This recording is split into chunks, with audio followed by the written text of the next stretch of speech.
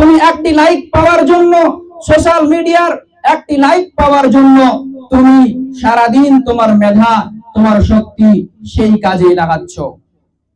তাহলে আল্লাহ রাব্বুল আলামিন যে তোমাকে সৃষ্টি করেছে আশরাফুল মাখলুকাত করে, আল্লাহ রাব্বুল আলামিন কি তোমাকে সিনেমা দেখার জন্য সৃষ্টি করেছে?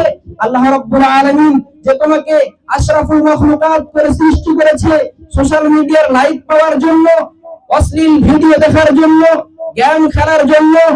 না প্রিয় ভাই ও বোনেরা আমার, আল্লাহ রাব্বুল আলামিন, তুমি হচ্ছো একজন আল্লাহ রাব্বুল আলামিনের বান্দা বান্দি। আল্লাহ রাব্বুল আলামিন তোমাকে সৃষ্টি করেছে আল্লাহ রাব্বুল আলামিনের ইবাদত করার জন্য।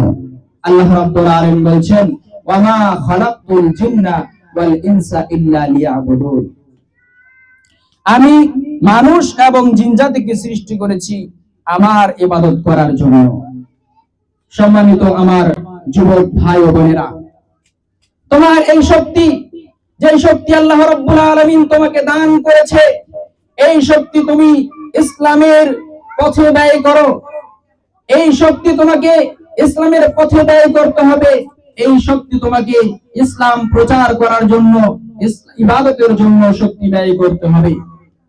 কারণ যুবকরাই হচ্ছে সেই, যুবকরাই তো সমাজকে পরিবর্তন করতে পারে। যুগে যুগে যুবকরাই সমাজকে পরিবর্তন করে মানুষদেরকে আলোর দিশা দেখিয়েছে, মানুষদেরকে আলোর পথে নিয়ে এসেছে। হযরত ইবনে আব্বাস রাদিয়াল্লাহু তাআলা আনহু যখন নবী করিম সাল্লাল্লাহু আলাইহি ওয়াসাল্লামের সাথে ছিলেন, তখন তিনার বয়স ছিল 12 থেকে 13 বছরের। হযরত আলী রাদিয়াল্লাহু তাআলা আনহু নবী করিম সাল্লাল্লাহু আলাইহি ওয়াসাল্লামের সাথে ছিলেন ছোটকালে।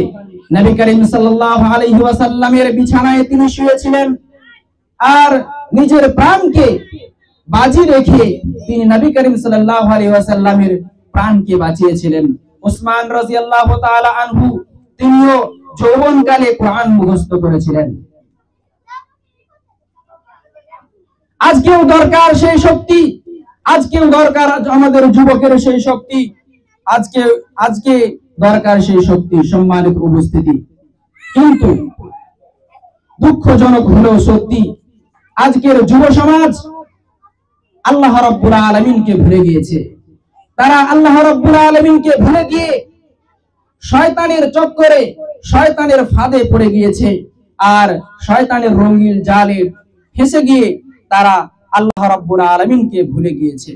আল্লাহ রাব্বুল আলামিন বলছেন, ওয়ালা তাকুনু কাল্লাযিনা নাসুল্লাহ, আল্লাহ রাব্বুল আলামিন বলছেন যে তুমি তাদের মতো হইও না যারা আল্লাহ রাব্বুল আলামিনকে ভুলে গিয়েছে। ফাআনসাহুম আনফুসাহুম, অতঃপর আল্লাহ রাব্বুল আলামিন তাদের নিজেদেরকেই ভুলিয়ে দিয়েছেন। ওয়া উলাইকা হুমুল ফাসিকুন, আর তারাই হচ্ছে ফাসিক। প্রিয় ভাই ও বোনেরা, আমি আপনাদেরকে বিনীত অনুরোধ করজোড়ে বলতে চাই যে আপনারা যারা আল্লাহ রাব্বুল আলামিনকে ভুলে গিয়েছেন, আমরা যারা আল্লাহ রাব্বুল আলামিনকে ভুলে গিয়েছি, আমরা আল্লাহ রাব্বুল আলামিনকে ভুলিনি, আমরা আসলে আমাদের লক্ষ্য উদ্দেশ্যকে ভুলে গিয়েছি।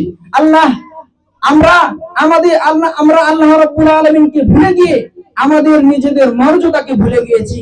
আমরা আল্লাহ রাব্বুল আলামিনকে ভুলে গিয়ে আমাদের মূল্যকে ভুলে গিয়েছি। আল্লাহ রাব্বুল আলামিন যে আমাদের কি জন্য সৃষ্টি করেছেন, আল্লাহ রাব্বুল আলামিনকে ভুলে গিয়ে আমরা সেই উদ্দেশ্যকে ভুলে গিয়েছি। আমরা নিজেদের উদ্দেশ্য ভুলে গিয়ে আমরা শয়তানকে তার উদ্দেশ্যে সফল করার জন্য উঠে পড়ে লেগেছি। সম্মানিত যুবক ভাই ও বোনেরা, একবার তুমি ভাবো, যদি তোমার যৌবন, তুমি কি তোমার যৌবনকে হারিয়ে ফেলছো এই অন্ধকারে ডুবে, তাহলে যখন বুড়া বয়স হবে, যখন তুমি বৃদ্ধ বয়সে উপনীত হবে, তখন তুমি কিভাবে আল্লাহ রাব্বুল আলামিনের ইবাদত করবে? তুমি এই যৌবন কালকে তুমি হারাম কাজে, খারাপ কাজে, গুনাহের কাজে তুমি ব্যয় করছো। কিন্তু যখন তোমার বয়স, যখন তুমি বৃদ্ধ বয়সে উপনীত হবে, যখন তুমি বৃদ্ধ হয়ে যাবে, তখন তুমি কিভাবে আল্লাহ রাব্বুল আলামিনের ইবাদত করবে? যৌবন গায়ে যেভাবে মানুষ আল্লাহ রাব্বুল আলামিনের ইবাদত করে, বৃদ্ধকালে মানুষ সেভাবে আল্লাহ রাব্বুল আলামিনের ইবাদত করতে পারে না। আল্লাহ রাব্বুল আলামিন অতএব আপনাদের সময়, আপনাদের এই যৌবনের যে শক্তি, আগুনের মতো এই উচ্ছ্বাস, এই শক্তিকে আল্লাহ রাব্বুল আলামিনের রাস্তায় ব্যয় করতে হবে। কারণ আল্লাহ রাব্বুল আলামিনের নবী জনাবে মুহাম্মদুর রাসূলুল্লাহ সাল্লাল্লাহু আলাইহি ওয়াসাল্লাম সেই সমস্ত যুবকদের সম্পর্কে বলেছেন, যেই সমস্ত যুবক তাদের যৌবনকালটা আল্লাহ রাব্বুল আলামিনের রাস্তায় ব্যয় করেছেন। নবী করিম সাল্লাল্লাহু আলাইহি ওয়াসাল্লাম বলছেন, সাবআতুন ইউযিল্লুহুমুল্লাহু ফি যিল্লিহি ইয়াওমা লা যিল্লা ইল্লা যিল্লুহু ওয়া শাবুন নাশা ফি ইবাদাতিল্লাহ। আল্লাহর নবী সাল্লাল্লাহু আলাইহি ওয়াসাল্লাম বলছেন যে 7 শ্রেণীর যুবক আল্লাহ রাব্বুল আলামিনের আরশের ছায়ার মধ্যে থাকবে। কিয়ামতের দিন 7 শ্রেণীর যুবক যুবতী আল্লাহ রাব্বুল আলামিনের আরশের ছায়ার মধ্যে থাকবে, যেদিন আরশের ছায়া ছাড়া আর অন্য কোনো ছায়া থাকবে না। সেই 7 শ্রেণীর সৌভাগ্যবান ব্যক্তির মধ্যে এক শ্রেণীর লোক, এক শ্রেণীর ব্যক্তি হচ্ছে তারা যারা যৌবনে তাদের জীবনটাকে, তাদের যৌবনকালটাকে আল্লাহ রাব্বুল আলামিনের রাস্তায় ব্যয় করেছে। অর্থাৎ তারা বড় হয়েছে, তারা বড় হয়েছে আল্লাহ রাব্বুল আলামিনের ইবাদত করে করে। অর্থাৎ তাদের যৌবনকালটা তারা আল্লাহ রাব্বুল আলামিনের ইবাদত করে কাটিয়েছে। সম্মানিত উপস্থিতি, প্রিয় আমার যুবক যুবতী ভাই ও বোনেরা, আমি আপনাদেরকে বলতে চাই, আপনারাও সেই সৌভাগ্যবান ব্যক্তির মধ্যে হতে পারেন। আপনার নামটা আপনি সেই সৌভাগ্যবান ব্যক্তির তালিকায় আপনি লেখাতে পারেন, যেই দিন আল্লাহ রাব্বুল আলামিনের ছায়া ছাড়া, আরশে আজিমের ছায়া ছাড়া আর কোনো ছায়া থাকবে না। যেদিন মানুষেরা একটু ছায়ার আশ্রয় পাওয়ার জন্য মানুষেরা ছুটে আসবে, কিন্তু আল্লাহ রাব্বুল আলামিনের ছায়া ছাড়া তাদের কোনো ছায়া থাকবে না। আপনিও সেই সৌভাগ্যবান ব্যক্তি হতে পারেন যাদেরকে আল্লাহ রাব্বুল আলামিন ডেকে ডেকে তাদের আল্লাহ রাব্বুল আলামিন তার আরশের ছায়ার নিচে জায়গা দেবে। সম্মানিত উপস্থিতি, আমার ভাই ও বোনেরা, আপনি হয়তো মনে করতে পারেন যে আমি আপনাকে খোঁটা দিতে এসেছি, আমি আপনাকে তিরস্কার করতে এসেছি, আমি আপনাকে ভৎসনা করতে এসেছি, কিন্তু না, এটা আপনার ভুল ধারণা। আমি আপনাকে জাগাতে এসেছি, আমি আপনাকে আল্লাহ রাব্বুল আলামিনের রাস্তা দেখাতে এসেছি, আমি আল্লাহ এবং তার রাসূলের রাস্তা দেখাতে এসেছি। অতএব আমি আপনাদেরকে রিকোয়েস্ট করব যে আপনারা এই যৌবনকালটা এদিক ওদিকে না কাটিয়ে, শয়তানের অনুসরণ না করে, আল্লাহ রাব্বুল আলামিনের অনুসরণ করে আপনারা আপনাদের যৌবনকালটাকে অতিবাহিত করবেন। আল্লাহ রাব্বুল আলামিনের নবী সাল্লাল্লাহু আলাইহি ওয়াসাল্লাম বলছেন, শাবুন নাশা ফি ইবাদাতিল্লাহ, সেই সমস্ত যুবক যারা আল্লাহ রাব্বুল আলামিনের ইবাদতে বড় হয়েছে, কিয়ামতের দিন যেদিন কোনো ছায়া থাকবে না, সেদিন আল্লাহ রাব্বুল আলামিন তার ছায়ার মধ্যে এই 7 শ্রেণীর লোকদেরকে আল্লাহ রাব্বুল আলামিন জায়গা দিবেন। আল্লাহ রাব্বুল আলামিন এর নবী জনাব মুহাম্মদ রাসূলুল্লাহ সাল্লাল্লাহু আলাইহি ওয়াসাল্লাম এই যুবকদের কথা আমাদেরকে উল্লেখ করে দিয়েছেন। তার মধ্যে হচ্ছে যুবক যুবতী যারা আল্লাহ রাব্বুল আলামিনের রাস্তায় তাদের যৌবনকে খরচ করবে। আল্লাহ রাব্বুল আলামিন এই যুবকদের সম্পর্কে নিজেই কোরআনের মধ্যে প্রশংসা করে বলেছেন। আল্লাহ রাব্বুল আলামিন বলেন, ইন্নাহুম ফিতয়াতুন আমানু বিরাব্বিহিম ওয়া জিদনাহুম হুদা, যে তারা ছিল কিছু সংখ্যক যুবক যারা আল্লাহ রাব্বুল আলামিনের, যারা তাদের রবের উপর ঈমান নিয়ে এসেছিল, আমি তাদের হিদায়াতকে বৃদ্ধি করে দিয়েছি। এই আয়াতের মধ্যে আল্লাহ রাব্বুল আলামিন কিছু সংখ্যক যুবকের কথা বলেছেন, আর তারা হচ্ছে আসহাবে কাহাফ। তারা আল্লাহ রাব্বুল আলামিনের উপর ঈমান নিয়ে এসেছিল। তারা দুনিয়ার চাকচিক্য যা আছে সমস্ত কিছুকে উপেক্ষা করে তারা এক আল্লাহ রাব্বুল আলামিনকে সন্তুষ্ট করার জন্য তারা আল্লাহ রাব্বুল আলামিনের উপর ঈমান নিয়ে এসেছিল। ফলে আল্লাহ রাব্বুল আলামিন তাদের হেদায়েতকে বৃদ্ধি করে দিয়েছিল। তারা বলেছিল, রব্বুনা রব্বুস সামাওয়াতি ওয়াল আরদ, আমাদের রব, আমাদের প্রতিপালক হচ্ছে আল্লাহ, আমাদের রব, আমাদের প্রতিপালক, আসমান এবং জমিনের প্রতিপালক হচ্ছে আমাদের রব, আমাদের প্রতিপালক। সম্মানিত উপস্থিতি, হে আমার তরুণ ভাই ও বোনেরা, তুমি কি ভাবতে পারো সেই সময়, যেই সময় তারা তাদের রাজা, তারা তাদের সেনাবাহিনী, তারা তাদের সমস্ত কিছুকে উপেক্ষা করে আল্লাহ রাব্বুল আলামিনের উপর ঈমান নিয়ে এসেছিলেন আল্লাহ রাব্বুল আলামিনকে খুশি করার জন্য। ফলেই তো আল্লাহ রাব্বুল আলামিন তাদের ব্যাপারে কোরআনের মধ্যে প্রশংসা করেছেন। ফলে আমি আজকে এই কাডারাটি গ্রামের যুবক যুবতীদেরকে অনুরোধ করছি যে আপনারা শয়তানের পিছে নিজের জীবনকে অতিবাহিত না করে, শয়তানকে তার নিজের উদ্দেশ্যে সফল না করে আল্লাহ রাব্বুল আলামিনের সন্তুষ্টির জন্য পরিবর্তন হয়ে যান, বদলে যান। যদি একজন যুবক আল্লাহ রাব্বুল আলামিনের জন্য পরিবর্তন হয়ে যায়, তাহলে ফেরেশতারাও তার জন্য দোয়া করবে, মানুষেরা তার উপর সন্তুষ্ট হবে, ফলে আল্লাহ রাব্বুল আলামিন তার উপর সন্তুষ্ট হবেন। আল্লাহ রাব্বুল আলামিন এই যৌবন ইবাদতকে আল্লাহ রাব্বুল আলামিন পছন্দ করেন। ফলে আমি অনুরোধ জানাবো যে আল্লাহ রাব্বুল আলামিন যেন আমাদের সকলকে এই যৌবনটাকে আল্লাহ রাব্বুল আলামিনের ইবাদতে কাটার তৌফিক দান করেন। আমিন। আমি এখান থেকে আমি আমার বক্তব্য ইতি করছি।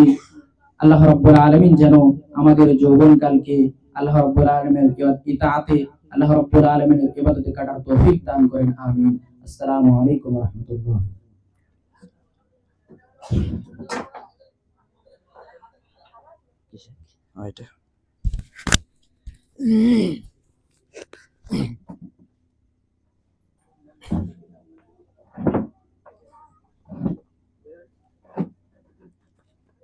আসসালামু আলাইকুম ওয়া রাহমাতুল্লাহি ওয়া বারাকাতুহু।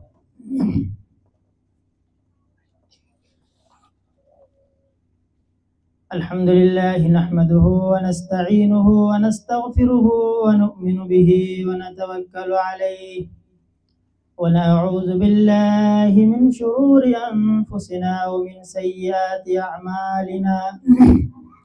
من يهده الله فلا مضل له ومن يضلله فلا هادي له وأشهد أن لا إله إلا الله وحده لا شريك له وأشهد أن محمدا عبده ورسوله أما بعد فأعوذ بالله من الشيطان الرجيم بسم الله الرحمن الرحيم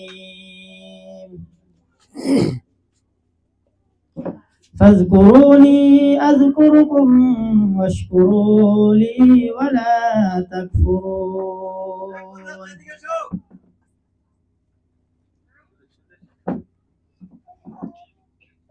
सर्वप्रथम महान अल्लाह रब्बुल आलमीনের প্রশংসা, যে মহান আল্লাহ রাব্বুল আলামিন আমাদেরকে একটি দ্বীনি সভায় উপস্থিত হয়ে দিনের কিছু আলোচনা শোনার তৌফিক দান করেছেন, সেই মহান স্রষ্টার শুকরিয়ায় সবাই এক বাক্যে বলি আলহামদুলিল্লাহ। শত শত দুরূদ ও সালাম শান্তির ধারা বর্ষিত হোক সমস্ত নবী এবং রাসূলগণের উপর, বিশেষ করে আমাদের শেষ নবী হযরত মুহাম্মদ মুস্তাফা রাসূল আরবি সাল্লাল্লাহু আলাইহি ওয়াসাল্লামের উপর। আমি আপনাদের সামনে কোরআন মাজিদ থেকে একটি আয়াত পাঠ করেছি।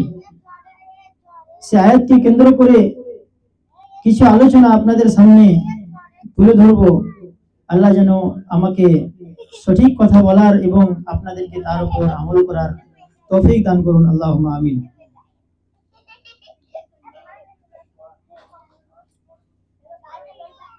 আল্লাহ রাব্বুল আলামিন কোরআন মাজিদের মধ্যে বলছেন, ফাযকুরুনি আযকুরুকুম ওয়াশকুরুলি ওয়ালা তাকফুরুন।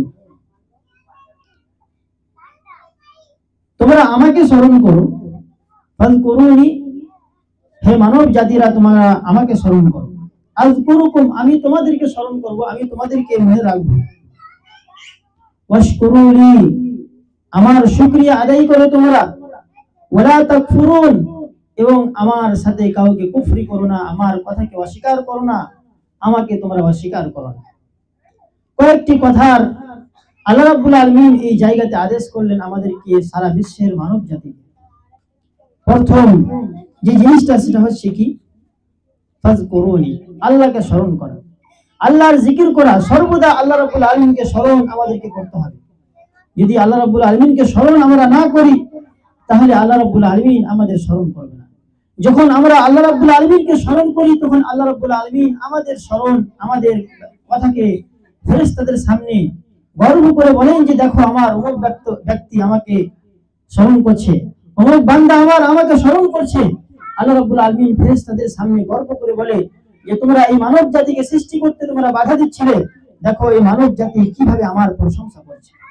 শুধু আমরাই নয়, সারা বিশ্বের যতগুলো মাখলুক, যতগুলো প্রাণী আল্লাহ রাব্বুল আলামিন সৃষ্টি করেছে, সবাই কিন্তু নিজ নিজ ভাষায় কিন্তু তারা প্রশংসা করছে। কিন্তু আমরা তাদের প্রশংসা, তারা কিভাবে আল্লাহর জিকির আজকার করে, তারা কিভাবে আল্লাহ রাব্বুল আলামিনকে স্মরণ করে, সেগুলো কিন্তু আমাদের যে জ্ঞানের বাইরে, আমরা সেগুলোকে জানতে পারছি না। কিন্তু সমস্ত জিনিস কিন্তু আল্লাহ রাব্বুল আলামিনের প্রশংসা করে। আল্লাহ রাব্বুল আলামিন বলছেন, ইউসাব্বিহু লিল্লাহি মা ফিস সামাওয়াতি ওয়া মা ফিল আরদ, আকাশ এবং পাতালে যা কিছু রয়েছে, সমস্ত জিনিস, সমস্ত পশু পাখি, সমস্ত গাছপালা, সমস্ত নদী নালা, সমস্ত জিনিস আল্লাহ রাব্বুল আলামিনের প্রশংসায় মুগ্ধ রয়েছে। কিন্তু আমরা সেই মানব যাদের কাছে আল্লাহ রাব্বুল আলামিন জ্ঞান বিবেক সমস্ত জিনিস দিয়েছে, তা সত্ত্বেও মানুষ কিন্তু আল্লাহ রাব্বুল আলামিনের শুকরিয়া আদায় করে না, আল্লাহকে স্মরণ করে না, আল্লাহ রাব্বুল আলামিনকে ইয়াদ করে না তারা। এটা হচ্ছে মানুষের ব্যর্থতা, যে আল্লাহ রাব্বুল আলামিন যে উদ্দেশ্যে মানুষকে সৃষ্টি করেছে, মানুষ সেই উদ্দেশ্যকে পূরণ করছে না। এবং অন্যান্য যে জাতিগুলোকে আল্লাহ রাব্বুল আলামিন সৃষ্টি করেছেন, তারা সবাই কিন্তু আল্লাহ রাব্বুল আলামিনের প্রশংসায় মগ্ন হয়েছে। এই জন্য আল্লাহ রাব্বুল আলামিন কোরআন মাজিদের মধ্যে অসংখ্য আয়াতের মধ্যে বলেছেন, ইউসাব্বিহু লিল্লাহি মা ফিস সামাওয়াতি ওয়া মা ফিল আরদ, যতগুলো যা কিছু জমিনের বুকে রয়েছে, যা কিছু আসমানে রয়েছে, সমস্ত জিনিস, সমস্ত জীব জন্তু, সমস্ত গাছপালা, সমস্ত মাখলুক আল্লাহর প্রশংসা আদায় করে। আল্লাহ রাব্বুল আলামিন সেই আয়াতের মধ্যে যে কয়েকটি উপদেশ দিয়েছেন, তার মধ্যে একটি হচ্ছে আল্লাহকে স্মরণ করা। ফাযকুরুনি আযকুরুকুম, যদি তোমরা আমাকে স্মরণ করো, আমার জিকির করো, তাহলে আমি তোমাদেরকে স্মরণ করব। আল্লাহ যদি স্মরণ করে আমাদেরকে, আল্লাহ যদি আমাদেরকে সর্বদা মনে রাখে, তাহলে আমাদের আপদ বিপদ, আমাদের সমস্ত বালা মুসিবত, আমাদের কোনো কষ্ট ইহকালে হবে না আমাদের, এবং পরকালে আল্লাহ রাব্বুল আলামিন আমাদেরকে জান্নাত দেবেন। ফাযকুরুনি আযকুরুকুম ওয়াশকুরুলি, এবং তোমরা আমার শুকরিয়া আদায় করো। আল্লাহর শুকরিয়া, যতগুলো জিনিস আল্লাহ রাব্বুল আলামিন আমাদেরকে দিয়েছেন, যতগুলো নিয়ামত আল্লাহ রাব্বুল আলামিন আমাদেরকে দিয়েছেন, হাত একটা নিয়ামত, চোখ একটা নিয়ামত, কান একটা নিয়ামত, কথা বলা এটা একটা নিয়ামত, চলতে পারার জন্য আল্লাহ রাব্বুল আলামিন চলার জন্য দুইটি পা, সুস্থ সবল পা দিয়েছে আমাদেরকে, এটাও একটা সবথেকে বড় নিয়ামত। এই নিয়ামতগুলোর কদর আমাদের তখনই হবে যখন এই নিয়ামতগুলো আমাদের কাছ থেকে ছিনতাই হয়ে যাবে। এমন ব্যক্তিকে জিজ্ঞেস করেন যার কাছে হাত নেই, যাকে আল্লাহ রাব্বুল আলামিন পা দেয়নি, সেই সমস্ত ব্যক্তিদেরকে আপনি জিজ্ঞেস করেন যে পায়ের কি মর্যাদা রয়েছে। আল্লাহ রাব্বুল আলামিনের শুকরিয়া আপনাকে করতে হবে। প্রত্যেকটা নিয়ামত যে আল্লাহ রাব্বুল আলামিন দিয়েছেন, সেই প্রত্যেকটা নিয়ামতে আল্লাহর শুকরিয়া আদায় করতেই হবে। আল্লাহ বললেন, ফাযকুরুনি আযকুরুকুম ওয়াশকুরুলি ওয়ালা তাকফুরুন, শুকরিয়া আদায় করো, আমার শুকরিয়া, যে শুকরিয়াগুলো, যে শুকরিয়ার জিনিসগুলো আমি তোমাদেরকে দিয়েছি, সেগুলোকে তোমরা অস্বীকার করে দিও। এতগুলো শুকরিয়া দিয়েছি, এতগুলো নিয়ামত আল্লাহ রাব্বুল আলামিন আমাদেরকে দিয়েছে, তা সত্ত্বেও আমরা শুকরিয়া আদায় করছি না। আল্লাহ রাব্বুল আলামিন অন্য সূরার মধ্যে বলছেন, তোমরা আমার শুকরিয়া আদায় করো, লাইন শাকারতুম লাযীদান্নাকুম, যদি তোমরা আমার শুকরিয়া আদায় করো, তাহলে আমি তোমাদেরকে আরো বেশি বেশি করে দেব। বেশি বেশি দেওয়ার অর্থ কি এটাই যে আল্লাহ আমাদেরকে হাত দিয়েছে দুইটা, আমরা যদি এই হাতের শুকরিয়ার, আল্লাহ রাব্বুল আলামিনের শুকরিয়া করে তাহলে চারটা হাত হয়ে যাবে, এমনটা কি না, এমনটা না। বরং আল্লাহ রাব্বুল আলামিন যে আমাদেরকে হাত দিয়েছেন, এই হাত আমার সহি সালামত থাকবে, এই হাত আমার নিরাপদ থাকবে, এই হাত আমার সুস্থ থাকবে। এই যদি আমি আল্লাহর শুকরিয়া না করি, এই হাতের মাধ্যমে যদি আমরা তাসবিহ পাঠ না করি, এই হাতের মাধ্যমে যদি আমরা ভালো কাজ না করি, তাহলে এটা শুকরিয়া আদায় করা হলো না। আপনি হাত দ্বারা অন্য খারাপ কাজে আপনি লিপ্ত হচ্ছেন, এই হাত দ্বারা আপনি মানুষের উপর অত্যাচার করছেন, এই হাত দ্বারা আপনি জুলুম অত্যাচার করছেন, এই হাত দ্বারা অন্যের সম্পদকে আপনি লুণ্ঠন করে নিচ্ছেন। এটা কিন্তু হাতের শুকরিয়া আদায় করা হলো না, আল্লাহর শুকরিয়া আদায় করা হলো না। যে নিয়ামত হাত আপনাকে দিয়েছে আল্লাহ রাব্বুল আলামিন, সে হাতকে যদি আপনি ভালো কাজে ব্যস্ত ভালো কাজে যদি আপনি না লাগান, আপনার যে দৃষ্টি, আপনার যে চক্ষু আল্লাহ রাব্বুল আলামিন দিয়েছেন, সেটাকে যদি আপনি কোরআন পড়াতে এবং মসজিদের দিকে হেঁটে যাওয়া এবং অন্যান্য আরো যাবতীয় যে ভালো কাজ রয়েছে, সেই কাজে যদি আপনি ব্যয় না করেন, তাহলে কিন্তু এই চোখের শুকরিয়া আদায় করা হলো না। যে দৃষ্টি, যে শক্তি আল্লাহ রাব্বুল আলামিন আপনাকে দিয়েছে, আমাকে দিয়েছে, সেই জিনিসগুলোর শুকরিয়া তখনই আমরা আদায় করতে পারবো, তখনই আমাদের সেই শুকরিয়াটা পরিপূর্ণ হবে, যখন আমরা সেই সমস্ত নিয়ামতগুলোকে তার সঠিক জায়গায় আল্লাহ রাব্বুল আলামিনের ইবাদতে, আল্লাহ রাব্বুল আলামিনকে স্মরণ করার মাধ্যমে যখন আমরা কাজে লাগাবো, তখন কিন্তু আমাদের এই জিনিসগুলোর মাধ্যমে আল্লাহর শুকরিয়া আদায় হবে। যাদের অক্সিজেনের প্রয়োজন, আমরা 24 ঘন্টাতে অনেক অক্সিজেন আমরা নিই, কিন্তু অমুক ব্যক্তিকে কিংবা অন্য ব্যক্তিকে জিজ্ঞেস করেন, যাদের হসপিটালে অ্যাডমিট রয়েছে, যারা আইসিইউতে অ্যাডমিট রয়েছে, তাদের অক্সিজেনের জন্য হাজার হাজার লাখ লাখ টাকা তাদেরকে ব্যয় করতে হয় প্রত্যেক দিনের জন্য। কিন্তু আমাদেরকে আল্লাহ রাব্বুল আলামিন এত সুস্থ এবং শান্তিময় আল্লাহ রাব্বুল আলামিন আমাদেরকে অক্সিজেন 24 ঘন্টা সরবরাহ করছেন, কিন্তু এতগুলো নিয়ামত দেওয়া সত্ত্বেও কিন্তু আমরা আল্লাহ রাব্বুল আলামিনের শুকরিয়া আদায় করছি না। আল্লাহ বললেন, লা ইন শাকারতুম লা আযীদান্নাকুম ওয়া লা ইন কাফারতুম ইন্না আযাবি লাশাদীদ। যদি তোমরা আমার নিয়ামতগুলোর শুকরিয়া আদায় করো, যে সন্তান সন্ততি দিয়েছি, অন্যান্য যাবতীয় যে নিয়ামতগুলো আমি তোমাদেরকে দিয়েছি, সেই নিয়ামতগুলো পাওয়ার পর যদি তোমরা সেগুলোকে সঠিক কাজে যদি না লাগাও, আল্লাহর ইবাদতে, আল্লাহর জিক্র আজকারে যদি সেগুলোকে না লাগাও, তাহলে আল্লাহ রাব্বুল আলামিন বলছেন, ইন্না আযাবি লাশাদীদ, তাহলে আমার আযাব, আমি যে তোমাদেরকে ধরবো, তোমাদের সমস্ত অঙ্গ প্রত্যঙ্গকে আমি নিস্তেজ করে দেবো, সেগুলোকে অক্ষম করে দেবো, সেগুলোকে প্যারালাইজ করে দেবো। আল্লাহ রাব্বুল আলামিন এই কথাই আয়াতের মধ্যে বলছেন, যদি তোমরা আমরা শুকরিয়া আদায় করো, যে নিয়ামতগুলো পেয়েছো সেই নিয়ামতগুলোর শুকরিয়া আদায় করো, তাহলে আমি আরো বৃদ্ধি করে দেবো তোমাদের নিয়ামতের মধ্যে। আর যদি তোমরা শুকরিয়া, সেই নিয়ামতগুলো পাওয়ার পরে যদি তোমরা শুকরিয়া না আদায় করো, তাহলে কিন্তু আল্লাহ রাব্বুল আলামিন বলেন, ইন্না আযাবি লাশাদীদ। এর অর্থ হচ্ছে যে যদি আমরা সেই নিয়ামতগুলো পাওয়ার পর শুকরিয়া আদায় না করি, তাহলে কিন্তু আমাদের উপর আল্লাহর গজব, আল্লাহর আযাব আমাদের উপর অনিবার্য। আল্লাহ রাব্বুল আলামিনের আযাব আসবেই, কোনো না কোনো দিক থেকে আল্লাহ রাব্বুল আলামিনের আযাব আমাদেরকে পাকড়াও করবে। আমরা অনেকে হয়তো বুঝতে পারি না, আমাদের বাড়ির, আমাদের পরিবারের মধ্যে যে অশান্তি লেগে রয়েছে, সেটাও কিন্তু কিন্তু আল্লাহর শাস্তি। মাতা পিতার মধ্যে, স্বামী স্ত্রীর মধ্যে, সন্তান এবং সন্ততির মধ্যে কারোর মধ্যে কোনো মিল নেই, পাড়া প্রতিবেশীর সাথে কারোর সাথে মিল নেই, এটাও কিন্তু আল্লাহ রাব্বুল আলামিনের পক্ষ থেকে একটা আযাব।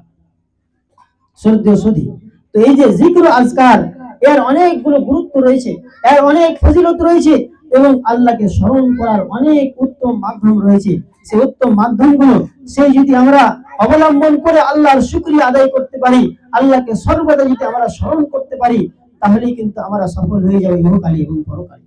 আল্লাহ রাব্বুল আলামিন এক শ্রেণীর যারা মুমিন এবং মুমিনা, তাদের সম্পর্কে আল্লাহ রাব্বুল আলামিন কোরআনের মধ্যে বলেছেন, মান আমিলা সালিহান মিন যাকারিন আও উনসা ওয়া হুয়া মুমিনুন ফালানুহইয়ান্নাহু হায়াতান তাইয়্যিবা ওয়া লানাজজিয়ান্নাহুম আজরাহুম বিআহসানি মা কানু ইয়ামালুন।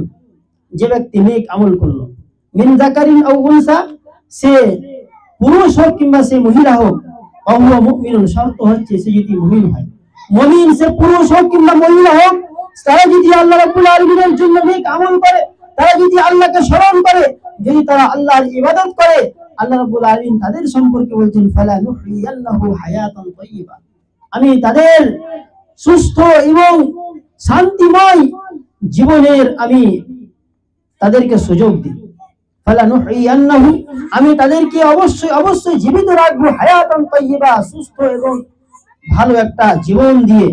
ওয়ালা নাজজিয়ান্নাহুম আজরাহুম বিআহসানি মা কানু ইয়ামালুন, এবং তারা যে এই দুনিয়াতে কাজ করে গিয়েছে আল্লাহর সন্তুষ্টির জন্য, আল্লাহর যারা নেক আমল করে গিয়েছে তাদের জন্য আল্লাহ রাব্বুল আলামিন বলছেন, এবং তাদের কীর্তিকলাপের এবং তাদের সেই নেক আমলগুলোর আল্লাহ রাব্বুল আলামিন পরিপূর্ণ বদলা কিয়ামতের দিন। জিকির আজকারের অনেক ফজিলত রয়েছে, আল্লাহকে সর্বদা স্মরণ করতে থাকতে হবে। আল্লাহ রাব্বুল আলামিন কোরআন মাজিদের মধ্যে বলছে, যাদের মনের দিক থেকে যারা শান্তি পান না, যাদের মনে সর্বদা টেনশন, মাথায় সর্বদা টেনশন লেগে রয়েছে এবং সর্বদা তাদের চিন্তা লেগে রয়েছে, তাদের মন কোনো দিক থেকে শান্তি পাচ্ছে না, গান বাজনা শুনে মানুষ মনে করছে যে আমি শান্তি পেয়ে যাব, এবং ফিল্মের ঘরে গিয়ে বলছে মানুষ মনে হয় শান্তি পেয়ে যাব, মানুষ মনে করছে খেলাধুলা দেখলে আমরা শান্তি পেয়ে যাব। কিন্তু শান্তির যে আল্লাহ রাব্বুল আলামিন রাস্তা দেখিয়ে দিয়েছে কোরআনের মধ্যে, আল্লাহ রাব্বুল আলামিন বলছেন, আলা আলা বিযিকরিল্লাহি তাতমাইন্নুল কুলুব, শুনো মানুষেরা, কোনো জিনিসে তোমাদের শান্তি নেই, শুধু একমাত্র শান্তি তোমাদের লুকিয়ে রয়েছে, নিহিত রয়েছে, সেটা হচ্ছে আল্লাহর জিকির। আল্লাহকে স্মরণ করতে হবে, সর্বদা আল্লাহ রাব্বুল আলামিনকে স্মরণ করতে হবে। শুধু একটাই অবস্থায় আল্লাহকে স্মরণ করবেন না, সেটা হচ্ছে বাথরুমে গিয়ে কিংবা এমন কোন জায়গায় গিয়ে যেখানে আপনি পেশাব পায়খানা করছেন সেখানে বাদ ব্যতীত, আর স্বামী স্ত্রীর সাথে মিলামিশা ব্যতীত যে অবস্থাতে আপনি থাকুন না কেন, সর্ব অবস্থাতেই আল্লাহ রাব্বুল আলামিনকে আপনাকে স্মরণ করতে হবে, আল্লাহর জিকির আজকার করতে হবে, আল্লাহকে সর্বদা স্মরণ করতে হবে, তাহলেই কিন্তু আমাদের আত্মা শান্তি পাবে। এই কথাই আল্লাহ রাব্বুল আলামিন বললেন, আলা শুনে রাখো, বিযিকরিল্লাহি, আল্লাহর জিকিরের মাধ্যমেই তাতমাইন্নুল কুলুব, অন্তরের শান্তি রয়েছে, অন্তর শান্তি পাবে। যদি আমরা আল্লাহকে স্মরণ না করি, যদি আল্লাহ রাব্বুল আলামিনকে স্মরণ না করি, তাহলে আর ক্ষতির দিক অনেক রয়েছে। এবং আল্লাহ রাব্বুল আলামিন সূরা জুমার মধ্যে বলছেন যে যারা আল্লাহ রাব্বুল আলামিনকে স্মরণ করে সেই সমস্ত ব্যক্তিদেরকে আল্লাহ রাব্বুল আলামিন সফল বলে মনে করে, সফল বলেছেন।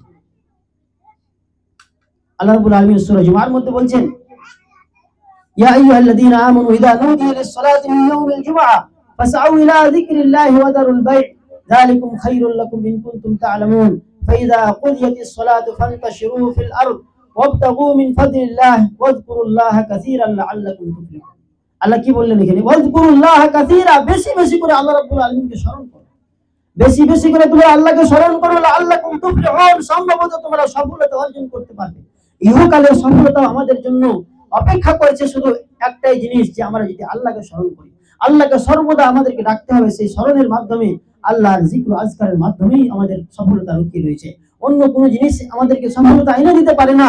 আল্লাহকে স্মরণ করতে হবে প্রতিনিয়ত, সর্বদা আল্লাহ রাব্বুল আলামিনকে ডাকতে হবে দুআর মাধ্যমে।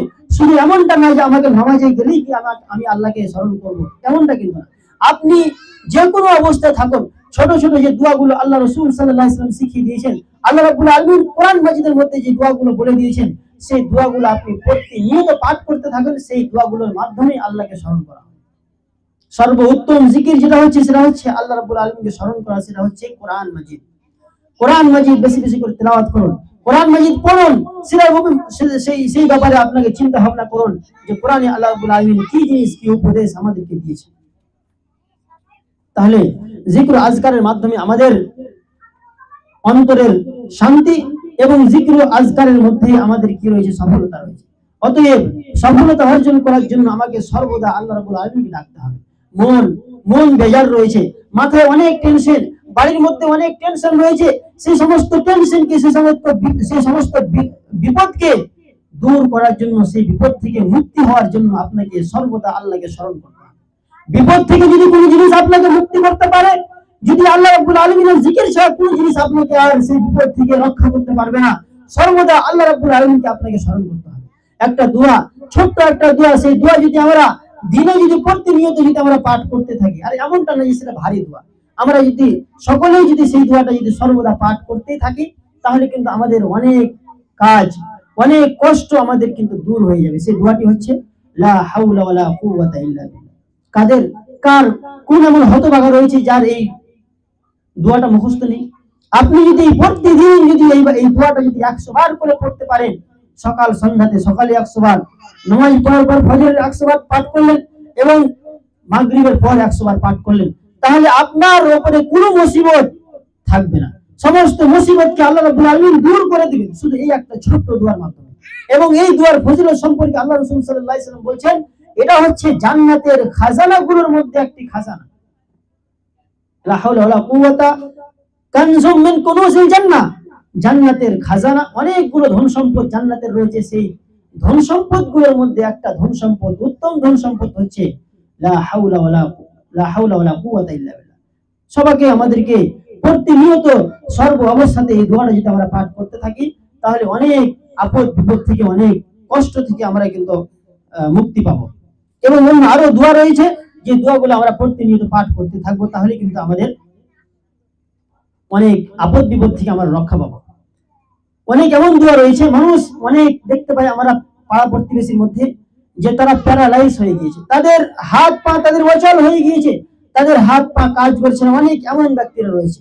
আল্লাহ রাসূল সাল্লাল্লাহু আলাইহি সাল্লামের একটি দোয়া, যদি সেই দোয়াটা যদি আমরা প্রতিদিন পড়ি, সকালে 3 বার এবং বিকালে সন্ধ্যার পর যদি আমরা 3 বার মাগরিবের নামাজের পর পড়ে নিই, তাহলে প্যারালাইজ, হার্ট অ্যাটাক, তারপরে ব্রেন স্ট্রোক, এই সমস্ত জিনিস, এই সমস্ত অসুখ থেকে, এই সমস্ত হঠাৎ করে মৃত্যু থেকে আমরা কিন্তু রক্ষা পেয়ে যাব।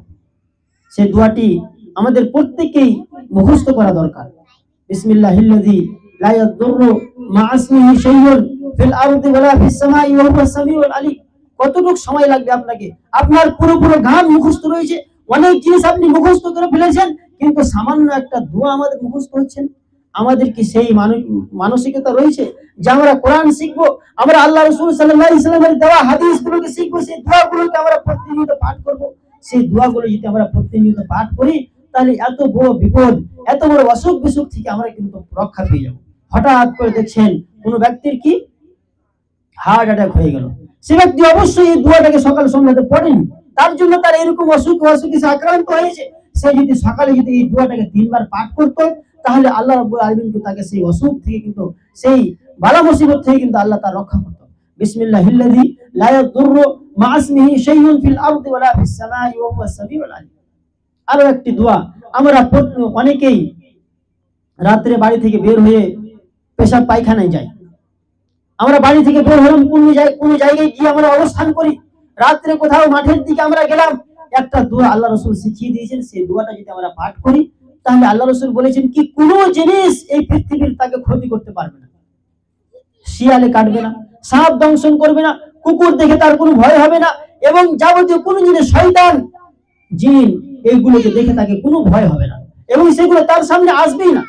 এই দোয়াগুলো যদি আমরা পাঠ করি, তাহলে সেই দোয়াটি হচ্ছে কি, আউযু বিকালিমাতিল্লাহি তাম্মাতি মিন শাররি মা খালাক, আউযু বিকালিমাতিল্লাহি তাম্মাতি মিন শাররি মা খালাক, আউযু বিকালিমাতিল্লাহি তাম্মাতি মিন শাররি মা খালাক। প্রতিদিন সকাল সন্ধ্যাতে আপনি 3 বার করে পাঠ করুন। যেখানে যাচ্ছেন আপনি যদি 3 বার যদি পাঠ করেন, তাহলে কুকুর দেখে আপনাকে আর ভয় করতে হবে না, সাপ দেখে আর ভয় করতে হবে না, কারণ সেগুলো আপনার কোনো ক্ষতি করতে পারবে না।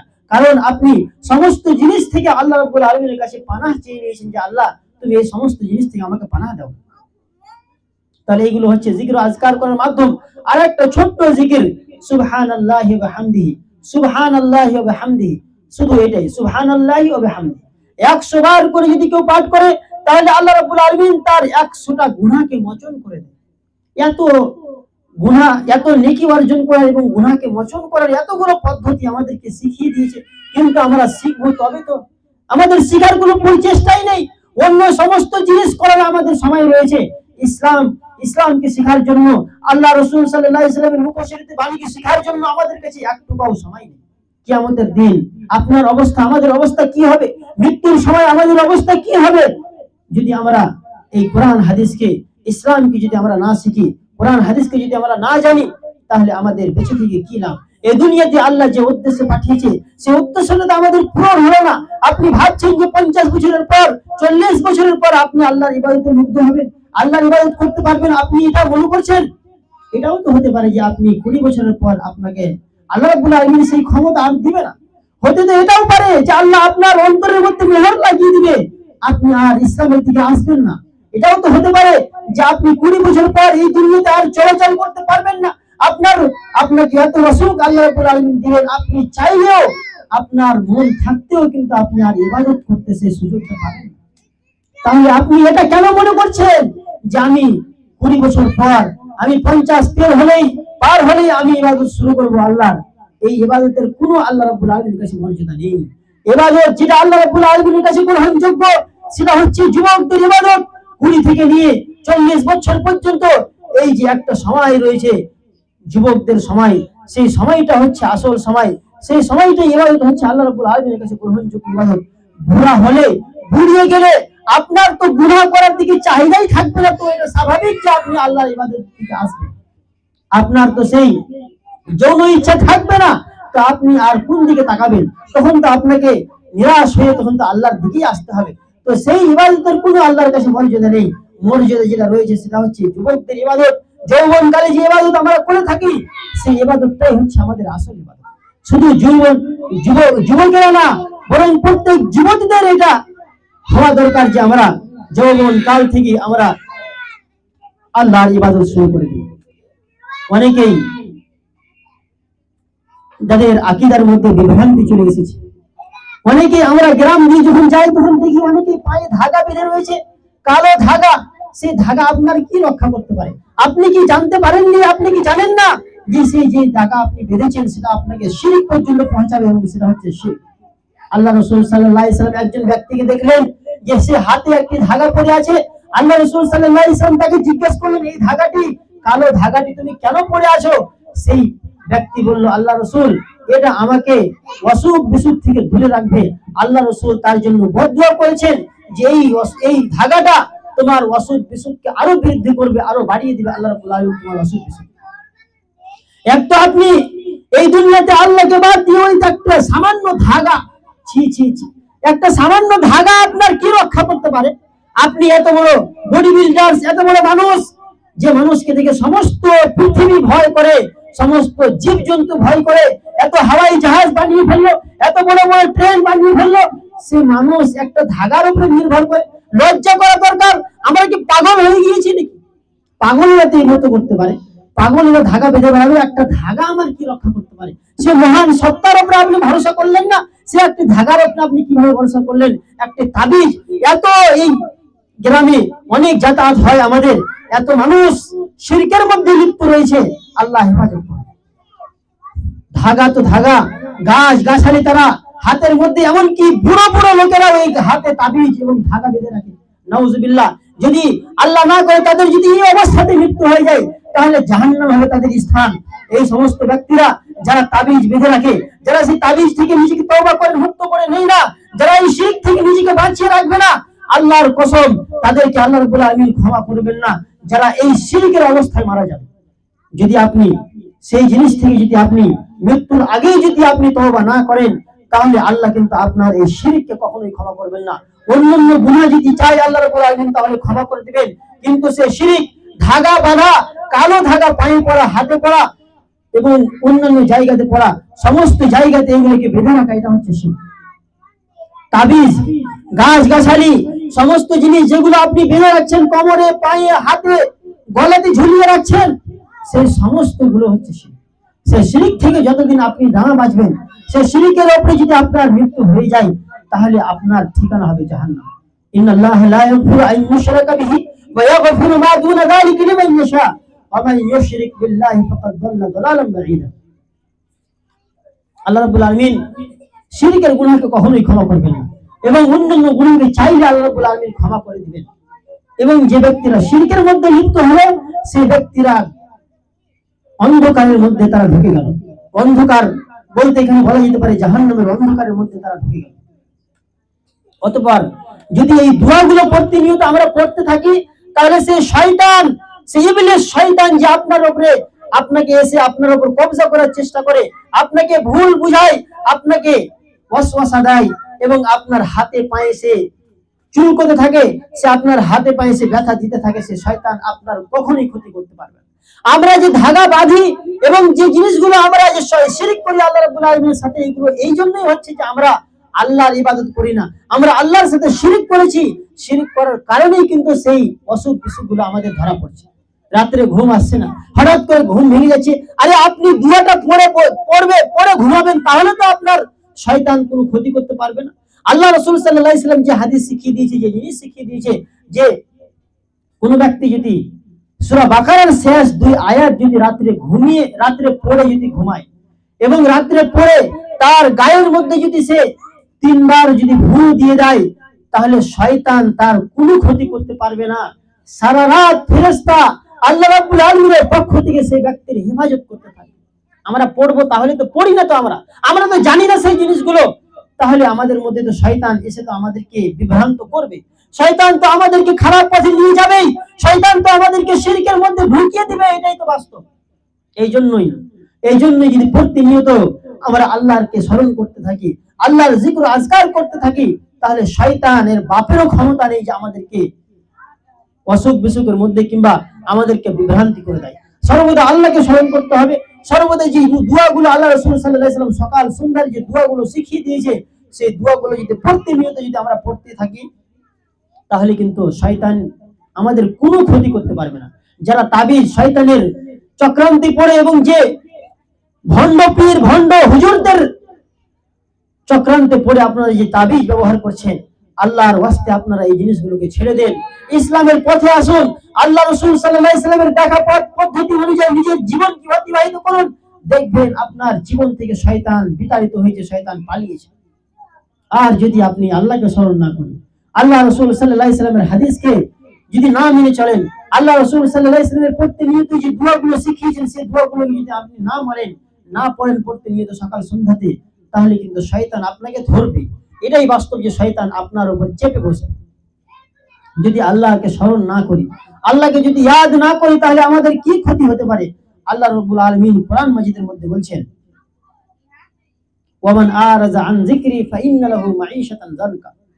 যে ব্যক্তি আমার জিকির থেকে, যে ব্যক্তি আমাকে স্মরণ করা থেকে মুখ ফিরিয়ে নিল, যে ব্যক্তি আমাকে স্মরণ করলো না, যে ব্যক্তি আমাকে ডাকলো না, না তো নামাজের মাধ্যমে, না তো কোরআন পড়ার মাধ্যমে, না তো অন্যান্য দোয়াগুলোর মাধ্যমে আমাকে স্মরণ করলো না, কোন ব্যক্তি যদি এমনটা করে যে আমাকে কোন রকম ভাবে সে স্মরণ করলো না, ফাইন্না লাহু মাঈশাতান যানকা, তাহলে আমি তার জীবিকার পথকে সংকীর্ণ করে দেব।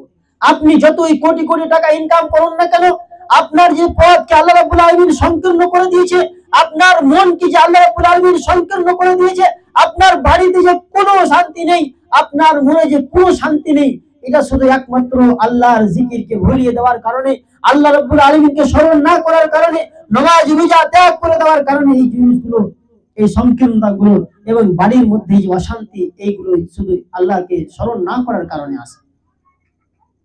ওয়া নাহশুরুহু ইয়াওমাল কিয়ামাতি আমা, এবং সেই সমস্ত ব্যক্তিদেরকে আমি কিয়ামতের দিন অন্ধদের কাতারে দাঁড় করব, যারা আল্লাহকে স্মরণ করে না, যারা আল্লাহকে ডাকে না। সেই সমস্ত ব্যক্তিদের ইহকালে, এই জীবনে আল্লাহ রাব্বুল আলামিন তাদেরকে সমস্ত দিক থেকে সংকীর্ণ করে দিবে, এবং কিয়ামতের দিন সেই সমস্ত ব্যক্তিদেরকে আল্লাহ অন্ধের কাতারে দাঁড় করাবে। আল্লাহ রাসূল সাল্লাল্লাহু আলাইহি সাল্লাম বলেছেন, মাসালুল লাযী ইয়াযকুরু রাব্বাহু ওয়াল লাযী লা ইয়াযকুরু রাব্বাহু মাসালুল হাইয়্যি ওয়াল মাইয়্যিত। আল্লাহকে স্মরণ করতে হবে আপনাকে। আপনি যদি স্মরণ না করেন, তাহলে আপনি একজন মৃত্যু ব্যক্তি বলে বিবেচিত, আল্লাহ রাসূল সাল্লাল্লাহু আলাইহি ওয়াসাল্লামের হাদিস অনুযায়ী। আল্লাহ রাসূল কি বললেন? মাসালুল লাযী ইয়াযকুরু রাব্বাহু ওয়াল লাযী লা ইয়াযকুরু রাব্বাহু। যে ব্যক্তিরা আল্লাহকে স্মরণ করলো এবং যে ব্যক্তিরা আল্লাহকে স্মরণ করলো না, যে ব্যক্তিরা আল্লাহকে ডাকলো এবং যে ব্যক্তিরা আল্লাহকে ডাকলো না, সেই সমস্ত ব্যক্তিদের উদাহরণ হচ্ছে কি মাসালুল হাইয়্যি ওয়াল মাইয়্যিত, মৃত্যু ব্যক্তি এবং জীবিত ব্যক্তির সমতুল্য। মানে যারা জীবিত থাকা সত্ত্বেও আল্লাহকে ডাকলো না, তারা হচ্ছে মৃত্যু ব্যক্তি, কারণ মৃত্যু ব্যক্তিরা আল্লাহকে স্মরণ করতে পারবেন। এবং যারা জীবিত থাকা সত্ত্বেও আল্লাহকে ডাকলো না, তারা হচ্ছে কি মৃত্যু ব্যক্তির সমতুল্য। এই জন্য যদি আমরা আল্লাহকে স্মরণ করি, তাহলেই আমাদের অন্তর জীবিত থাকবে এবং আমরা বেঁচে থাকবো। শাইখুল ইসলাম ইবনে তাইমিয়া তিনি একটা কথা বলেছেন কি, আয-যিকরু লিল কলবি মিসলুল মা'i লিস-সামাকি। আয-যিকরু লিল কলব, জিকির আল্লাহর স্মরণ হচ্ছে অন্তরের জন্য সেই মতোই যেই মতো মাছের জন্য পানি। মাছকে যদি আপনি পানি থেকে বের করে দেন, তাহলে আপনি কি মনে করছেন মাছ বেঁচে থাকবে? থাকবে না, থাকবে না, কসুকারাই থাকবে না। মাছকে যদি আপনি পানি থেকে বের করে দেন, তাহলে মাছ বেঁচে থাকবে না, মাছ মরে যাবে। সেই মতোই কোনো ব্যক্তি যদি তার অন্তর থেকে জিকিরকে বের করে দেয়, আল্লাহকে স্মরণ না করে, তাহলে সেই ব্যক্তির অন্তর মারা যাবে, সেই ব্যক্তির অন্তরে আল্লাহ মোহর লাগিয়ে দেবে। এই কথাই আল্লাহ রাসূল সাল্লাল্লাহু আলাইহি ওয়াসাল্লাম, শাইখুল ইসলাম ইবনে তাইমিয়া বললেন যে আয-যিকরু লিল কলবি, জিকির হচ্ছে অন্তরের জন্য কিসের মতো? যেই মতো মাছের জন্য পানি। ফাকাইফা ইয়াকুনু হালুস সামাক ইযা ফারাকাল মা, তাহলে সেই মাছের কি অবস্থা হবে যে মাছকে পানি থেকে আলাদা করে দেওয়া হলো? মানে মাছকে পানি থেকে যদি আলাদা করে দেওয়া হয় তাহলে মাছ ছটপট ছটপট করতে করতে মারা যাবে। এই মতোই যদি কোনো অন্তর আল্লাহকে স্মরণ না করে তাহলে সে অন্তর মারা যাবে। ইবনে আউন তিনি একজন বিখ্যাত আলিম ছিলেন, তিনি বলছেন যিকরুন নাসি দাউন ওয়া যিকরুল্লাহি দাওয়াউন। মানুষকে স্মরণ করা, মানুষের ধ্যান করা, মানুষকে স্মরণ করা হচ্ছে একটা অসুখ। আপনি কাউকে স্মরণ করলেন, আমার অমুক বন্ধু ছিল খুব ভালো, আমার মা অনেক ভালো ছিল, আমার বাবা অনেক ভালো ছিল, আমার অমুক আমার স্ত্রী অনেক ভালো। এই যে মানুষকে স্মরণ করা, তিনি বলছেন যে মানুষকে স্মরণ করা এটা হচ্ছে অসুখ একটা। ওয়া যিকরুল্লাহি দাওয়াউন, এবং আল্লাহকে স্মরণ করা হচ্ছে কি ওষুধ। আল্লাহকে যদি স্মরণ করেন তাহলে আপনার অন্তর থেকে অসুখ বিসুখ সমস্ত দূর হয়ে যাবে। আত্মার মধ্যে যে আপনার অশান্তি রয়েছে, আপনার আত্মা, আমাদের আত্মা যে কালো হয়ে গিয়েছে, এই আত্মার অশান্তিকে যদি দূর করতে হয়, এই ওষুধ হিসাবে কাজ করবে শুধু এক আল্লাহ রাব্বুল আলামিনকে স্মরণ করা। আল্লাহর জিকির কাজ করবে, আল্লাহর জিকির আপনাকে সর্বদা করতে হবে, তাহলে আপনার অন্তর শান্তিতে থাকবে। আল্লাহকে স্মরণ করার অনেকগুলো পদ্ধতি রয়েছে। সেই পদ্ধতিগুলোর মধ্যে একটা পদ্ধতি হচ্ছে কোরআন তেলাওয়াত করা। সেই কোরআন, যে কোরআনকে আমরা ভুলিয়ে দিয়েছি, যে কোরআন আজ বিলুপ্ত প্রায়, যে কোরআন পড়ার বাড়ি থেকে কিংবা কোনো মুসলিম গ্রামে যদি আমরা সকাল সকাল যাই কিংবা সন্ধ্যা সন্ধ্যা যাই না, তো একটা কোরআনের আওয়াজ আছে, সেখানে সর্বদা শুধু গান গান আর গান, গান আর বাজনা। তাহলে সেখানে শয়তানের আড্ডা হবে না, থেকে ফেরেশতা থাকবে সেখানে? আপনার বাড়িতে শয়তানের আক্রমণ হবে না, থেকে ফেরেশতাদের রহমত নাজিল হবে? আপনার বাড়িতে তো সর্বদা গান বাজে, আপনি কোরআন পড়তে পারছেন না। এখন তো মোবাইল আছে, কম করে তো আপনি মোবাইল কোরআন শুনতে পারেন, সেটাও হচ্ছে না আমাদের। সেই মোবাইলকে আমরা খারাপ কাজে ব্যবহার করছি। আল্লাহ রাব্বুল আলামিনের নারাজগি যে থেকে অর্জন হবে, সেই জিনিসটা আমরা মোবাইলকে ব্যবহার করছি। গান বাজনা, সর্বদা গান চলতে আছে। অনেকবার আমরা এই রাস্তা দিয়ে যাতায়াত করি, সব জায়গায় মুসলিম বাড়িতে গান এত জোরে জোরে বাজছে, মুসলিম মহিলারা শুনছে, ছেলেরা শুনছে, সব এক জায়গায় গান শুনছে বসে বসে। এটাই কি মুসলিমের পরিচয়? এটাই কি আল্লাহ রাসূল সাল্লাল্লাহু আলাইহি ওয়াসাল্লামের নির্দেশনা? এটাই কি ইসলাম শিখিয়েছে আমাদেরকে? আমাদেরকে ইসলাম তো শিখিয়েছে যে তোমাকে শান্তিতে থাকতে হবে, অপরকে তুমি কষ্ট দিও না, গান বাজনা থেকে তুমি দূরে থাকো। গান বাজনা হচ্ছে শয়তানের একটা বিছানো জাল। সেই জাল বিছিয়ে শয়তান মুসলিমদেরকে এবং মুমিনদেরকে সেই জালে ফাঁদ দিয়ে তাদেরকে জাহান্নামের মধ্যে নিক্ষেপ করবে, জাহান্নামের মধ্যে তার সাথে নিয়ে যাবে। অতঃপর সর্বদা আল্লাহ রাব্বুল আলামিনকে স্মরণ করার জন্য যে উত্তম মাধ্যমটা রয়েছে, সেই উত্তম মাধ্যমেই আল্লাহ রাব্বুল আলামিনকে স্মরণ করার আমরা চেষ্টা করব। সর্বদা আমরা কোরআন শিখবো। আমাদের বাচ্চা কাচ্চারা যারা রয়েছে, এখন আলহামদুলিল্লাহ আপনাদের গ্রামে একটি মক্তব চালু হয়েছে। আমাদের দিকে মক্তব তো সর্বদা চলে, আপনাদের এই দিকে এমন একটা সিস্টেম যেখানে মক্তবের ব্যবস্থা নেই। এটা কি মানা যেতে পারে যে কোন গ্রামে মক্তবের সিস্টেম থাকবে না এবং সেখানে মাদ্রাসাও নেই? তাহলে ছোট ছোট বাচ্চারা কি শিখবে? দিন তাদের মধ্যে কি থাকবে? তারা 8-10 বছর হতে হতে আমাদের গ্রামের কথা বলি, এবং আমাদের গ্রামের যতগুলো আশেপাশে যে গ্রামগুলো রয়েছে সমস্ত গুলোতে মক্তব রয়েছে, তারা 10 বছর হতে হতে নামাজের সমস্ত দোয়াকে তারা মুখস্থ করে। আর এইদিকে কি হয়, 10 বছর হতে হতে তার 100টার মতো গান মুখস্থ হয়ে যায়। যদি মক্তব যদি আমরা সকাল থেকে কিংবা ছোট থেকে যদি আমরা বাচ্চাদেরকে যদি পাঠাই, তাহলে তাদের মধ্যে ইসলামের যে বেসিক যে জ্ঞান রয়েছে, প্রাথমিক যে জ্ঞান রয়েছে, সেই জ্ঞানটা আমরা অর্জন করতে ছেলেদেরকে দিতে পারবো। এবং ছেলেরাই তারা কম করেও যদি 10 বছরের পর 15 বছরের পর তারা যদি পড়াশোনা নাও করে, তাহলে তারা পরবর্তীতে যখন তাদের জ্ঞান হবে তখন তারা কম করে কোরআনটাও পড়তে পারবে, তারা নামাজটাও ভালোভাবে তারা পড়তে পারবে, সে দোয়া দুরূদগুলো তারা ভালোভাবে শিখে নেবে, তারা আদব শিষ্টাচার এবং নবী সাল্লাল্লাহু আলাইহি ওয়াসাল্লামের জীবনীকে তারা জানতে পারবে এবং সেই অনুযায়ী তারা নিজের জীবনকে অতিবাহিত করবে। অতঃপর কোরআনকে আমাদেরকে বাচ্চাদেরকে শিক্ষা দিতে হবে। কোরআন এবং যে আরো যাবতীয় জিনিসগুলো রয়েছে, দোয়া এবং নামাজ শিক্ষা, সে সমস্ত জিনিসগুলো বাচ্চাদেরকে ছোট থেকে দিতে হবে। 7 বছর 5 বছর থেকে আপনাদেরকে বাচ্চাদেরকে সেই দিনের শিক্ষা দিতে হবে। দ্বিতীয় যেটা মাধ্যম সেটা হচ্ছে নামাজ। সেই নামাজের মাধ্যমেও কিন্তু আল্লাহকে স্মরণ করার একটা উত্তম মাধ্যম। সেই যখনই আপনার অন্তর, আপনার আল্লাহ রসুল সাল্লাল্লাহু আলাইহি সাল্লাম যখনই কিন্তু কোনো বিপদের সম্মুখীন হতেন, আল্লাহ রসুল সাল্লাল্লাহু আলাইহি সাল্লাম যখনই কোনো বালা মুসিবত আল্লাহ রসুলকে এসে ধরতো, তখনই কিন্তু আল্লাহ রসুল সাল্লাল্লাহু আলাইহি সাল্লাম ডাইরেক্ট মসজিদে গিয়ে নামাজ শুরু করে দিতেন।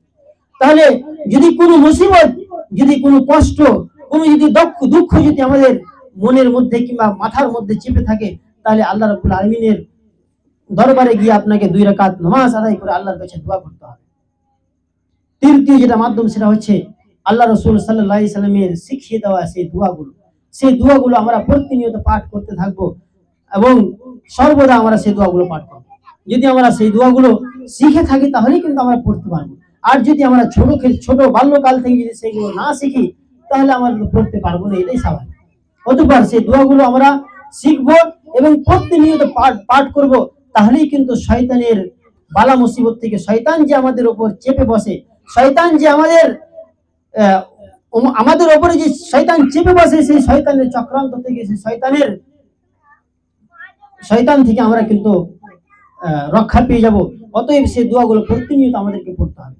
আউযু বিকালিমাতিল্লাহি তাম্মাতি মিন শাররি মা খালাক, এই দোয়াটা তো আপনি প্রতিদিন পাঠ করেন, তাহলে কিন্তু শয়তান আপনার কোনো ক্ষতি করতে পারবে না। অতঃপর আল্লাহ রাব্বুল আলামিনের কাছে দোয়া করি, আল্লাহ রাব্বুল আলামিন যেন আমাদেরকে ইসলামের মতো, ইসলাম অনুযায়ী আমাদেরকে জীবন যাপন করার তৌফিক দান করুন। আমাদের সকলকে যাতে আল্লাহ রাব্বুল আলামিন দ্বীনের জন্য গ্রহণ করুন এবং আমাদের সকলকে যাতে আল্লাহ রাব্বুল আলামিন নবী সাল্লাল্লাহু আলাইহি সাল্লামের শিখিয়ে দেওয়া এবং নবী সাল্লাল্লাহু আলাইহি সাল্লামের দেওয়া কাজকর্মকে নিজের জীবনে নিয়ে আসতে পারি এবং নিজের জীবনে বাস্তবায়িত করতে পারি, সেই তৌফিক যাতে আল্লাহ রাব্বুল আলামিন আমাদেরকে দান করুন। আল্লাহুম্মা আমিন।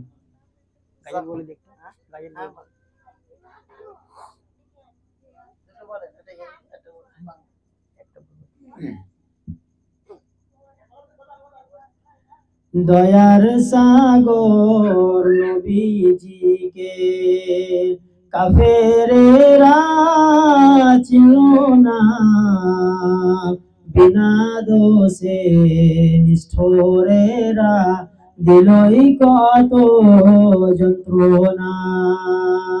দয়ার সাগর নবীজিকে কাফেরেরা ছিল না, বিনা দোষে নিষ্ঠুরেরা দিলই কত যন্ত্রণা।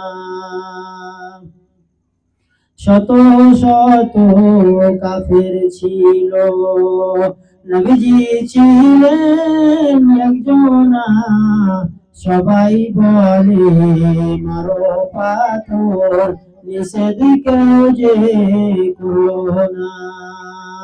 শত শত কাফের ছিল, নবীজি ছিলেন একজনা, সবাই বলে মারো পাথর, নিষেধ কেউ যে করলো না। দয়ার সাগর নবীজিকে কাফেরেরা ছিল না, বিনা দোষে নিষ্ঠুরেরা দিলই কত যন্ত্রণা। আবু বকর কয় নবীজিকে কেমনে যাব মদিনা, তোমার জন্য দারে দারে দুশ্মন আছে পহারায়। আবু বকর কয় নবীজিকে কেমনে যাব মদিনায়, কোন পথ দিয়ে চলে যাব কেউ তো জানতে পারবে না। দয়ার সাগর নবীজিকে কাফেরেরা ছিল না, বিনা দোষে নিষ্ঠুরেরা দিলই কত যন্ত্রণা। আসসালামু আলাইকুম।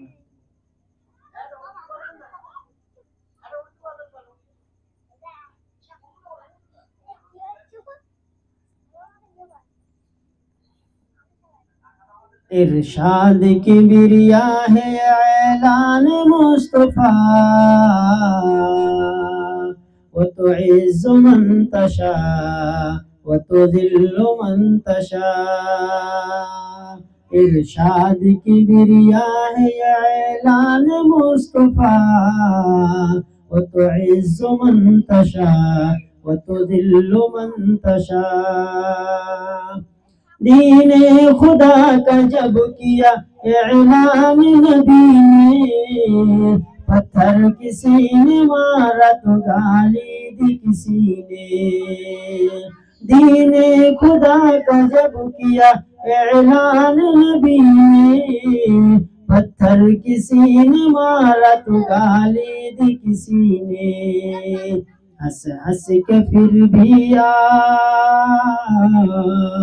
ہنس ہنس کے پھر بھی آپ یہ دیتے رہے دعا وتعز من تشاء وتذل من تشاء ارشاد کبریا ہے اعلان مصطفیٰ وتعز من تشاء وتذل من تشاء ابو جہل نے حضور سے حجت جو آ کے کی دو ٹکڑے کرو چاند تو مانوں گا میں نبی ابو جہل نے حضور سے حجت جو آ کے کی دو ٹکڑے کرو چاند تو مانوں گا میں نبی دو ٹکڑے ہوئے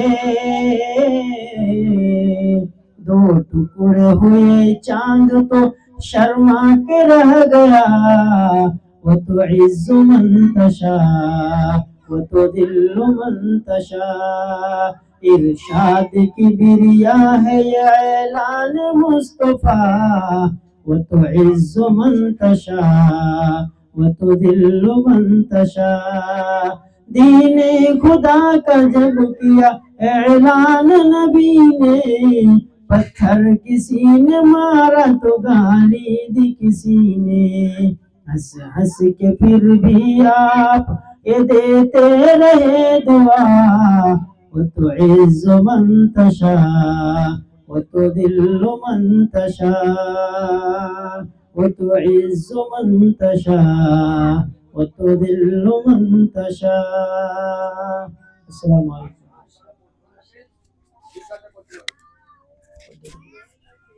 এবার আপনাদের সম্মুখে আছেন মাদ্রাসা ভোলা সালাফিয়া ডাইরেক্টর শেখ আব্দুল হামিদ ফৈজি হাফিজাহুল্লাহ ঘরে যান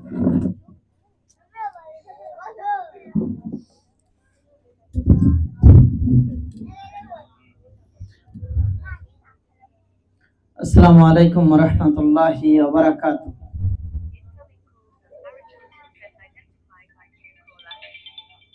আলহামদুলিল্লাহি রাব্বিল আলামিন والصلاة والسلام على رسوله محمد وآله وصحبه أجمعين أما بعد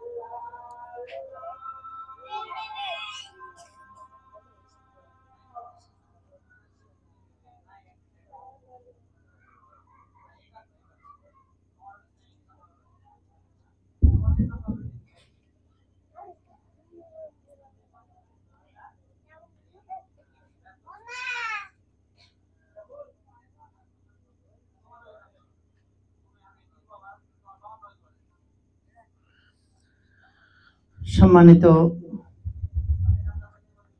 আজকের প্রোগ্রামে উপস্থিত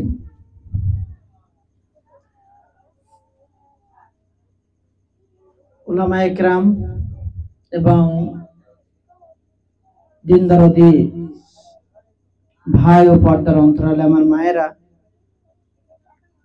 প্রশংসা আল্লাহ সুবহানাহু ওয়া তাআলার নিমিত্তে যে মহান রব্বুল আলামিন আমাদেরকে এইরকম একটি দিনই আলোচনা সভাতে একত্রিত হওয়া তৌফিক দান করেছেন। আমরা সেই মহান স্রষ্টার শুকরিয়া জ্ঞাপনার্থে বলি আলহামদুলিল্লাহ।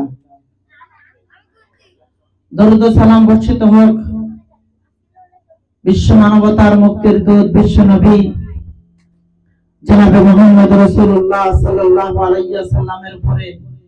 আমরা সকলেই বলি আল্লাহুম্মা সাল্লি আলাইহি আল্লাহুম্মা বারিক আলাইহি আমিন। সন্ধ্যা থেকে ওলামা কেরামদের মুখস্থিত বাণী আপনারা শুনেছেন। আমি আজকে মা বোনেদের উদ্দেশ্যে বিশেষভাবে বলতে চাই, আমাদেরকে বুঝতে হবে যে আমরা কি ছিলাম আর ইসলাম আমাদেরকে কি মর্যাদায় আসীন করেছে। আমরা আমাদের অবস্থানকে যেন ভুলে না যাই। ইসলাম আসার আগে মা বোনদের প্রতি যে অত্যাচার, অবিচার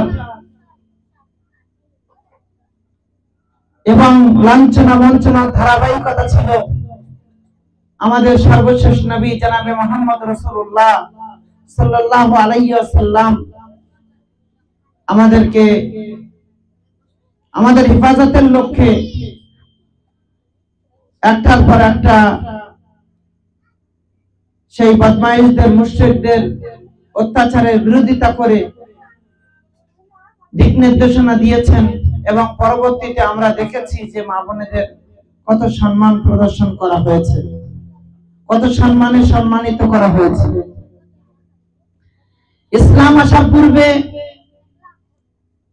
নারীরা যখন অসুস্থ হতো, নারীরা যখন অপবিত্র হতো, তাদের সঙ্গে উঠা বসা, তাদের সঙ্গে খাওয়া পান করা, এগুলোকেও মুশরিকরা মেনে নিত না। অসুস্থ হওয়ার সাথে সাথে তাদের ঘর থেকে আর কিনারা করে দিত। তাদের বাসনে কেউ খাওয়া পান করা করতো না। তাদের খাদ্য আলাদা করে দেওয়া হতো, তাদের শয়নস্থল আলাদা করে দেওয়া হতো। মুহাম্মদ রাসূলুল্লাহ সাল্লাল্লাহু আলাইহি ওয়াসাল্লাম বললেন যে এমনটা করা যাবে না।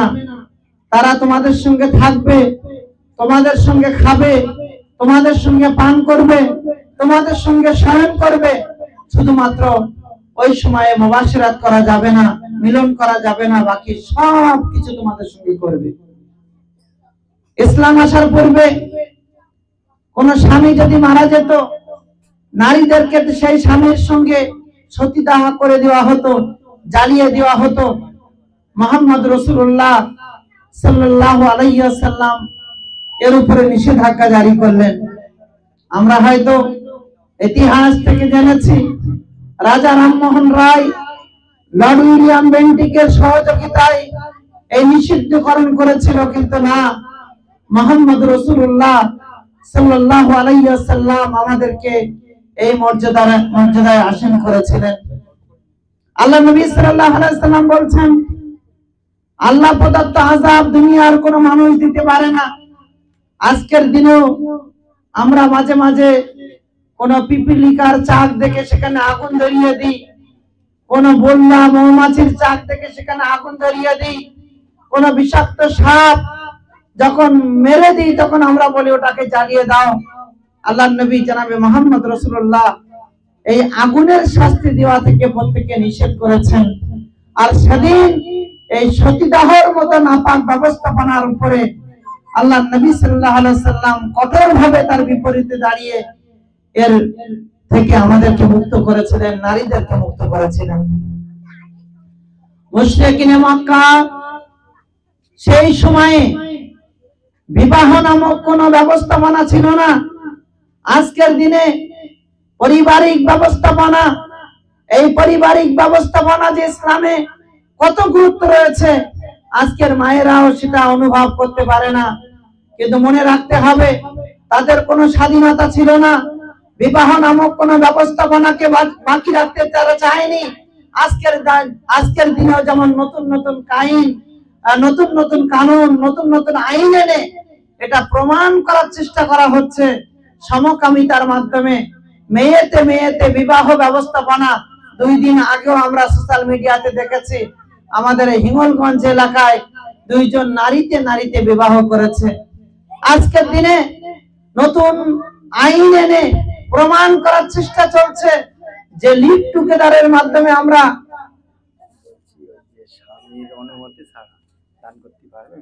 লিভ টুগেদার এর মাধ্যমে আমরা নিজের স্বাধীনতাকে অক্ষত রাখবো। আমরা পরাধীন হতে চাই না। কে কাকে শেখাচ্ছে, কার নাম পরাধীনতা আর কোনটা স্বাধীনতা, উল্টা বুঝিল রাম, যা ইচ্ছা তাই শিখিয়ে আজ ব্রেনের পরিবর্তন করার চেষ্টা করা হচ্ছে।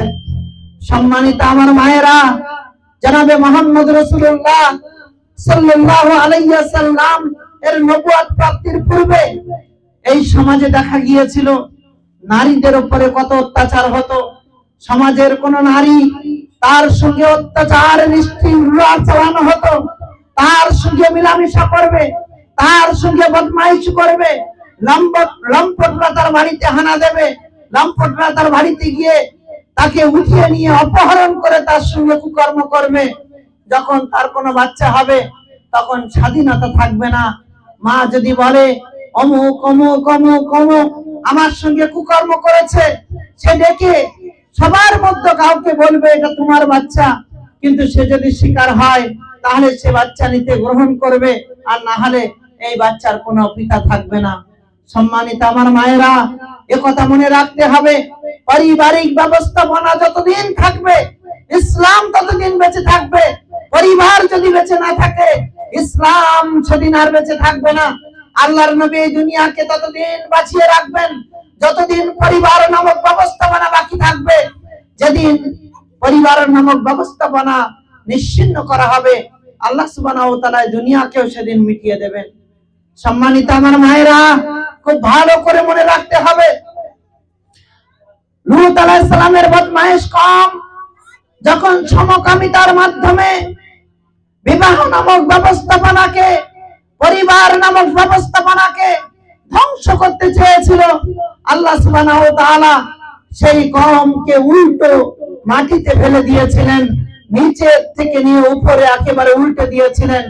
সেখানে আজকের দিনে একটা সাগর তৈরি হয়েছে যাকে আমরা ডেড সি বা মৃত সাগর হিসাবে জানি। একটা মায়ের কাজ কি হতে পারে? একটা মা তার পরিবারকে সামাল দেবে। সুন্দর একটা পরিবারের জন্য দরকার একজন পুরুষ, একজন নারী, এবং তাদের উভয়ের মাধ্যমে চলে আসা একটা ব্যবস্থাপনা, সন্তান সন্ততি, তার মাধ্যমে সম্ভব একটা পরিবার। আজকের দিনে আমাদের স্বামীরা যদি তার স্ত্রীর কোনো অন্যায় দেখে তালাক দেয়, তো তালাকের মাধ্যমে তালাক দেওয়ার ব্যবস্থাপনা এটা শরীয়ত নয়। পবিত্র কোরআন মাজিদের নির্দেশনা, আত-তালাকু মাররাতান, রাজি তালাক, ফিরে নেওয়ার তালাক 2 বার।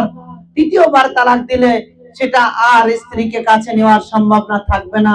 হাত্তা তুনকিহা জাওজান গায়রা, যতক্ষণ না তারা সেই স্ত্রী দ্বিতীয় কোনো জায়গায় বিবাহ হবে। আজকে মেম্বার সাহেবরা বসে, আজকের সমাজের নেতারা বসে এক জায়গায় বলছে তালাক তালাক তালাক, আর বলছে তালাক হয়ে গিয়েছে, আবার চুক্তি ভিত্তিক কোন জায়গায় বিবাহ দিয়ে মনে করছে ঘর আবার ফিরিয়ে আনবো। মনে রাখবেন, এই তালাক ইসলামের তালাক নয়, এটা মিথ্যা। এই মানুষের বানানো হতে পারে, তালাক কত সহজ ব্যবস্থাপনা নয়।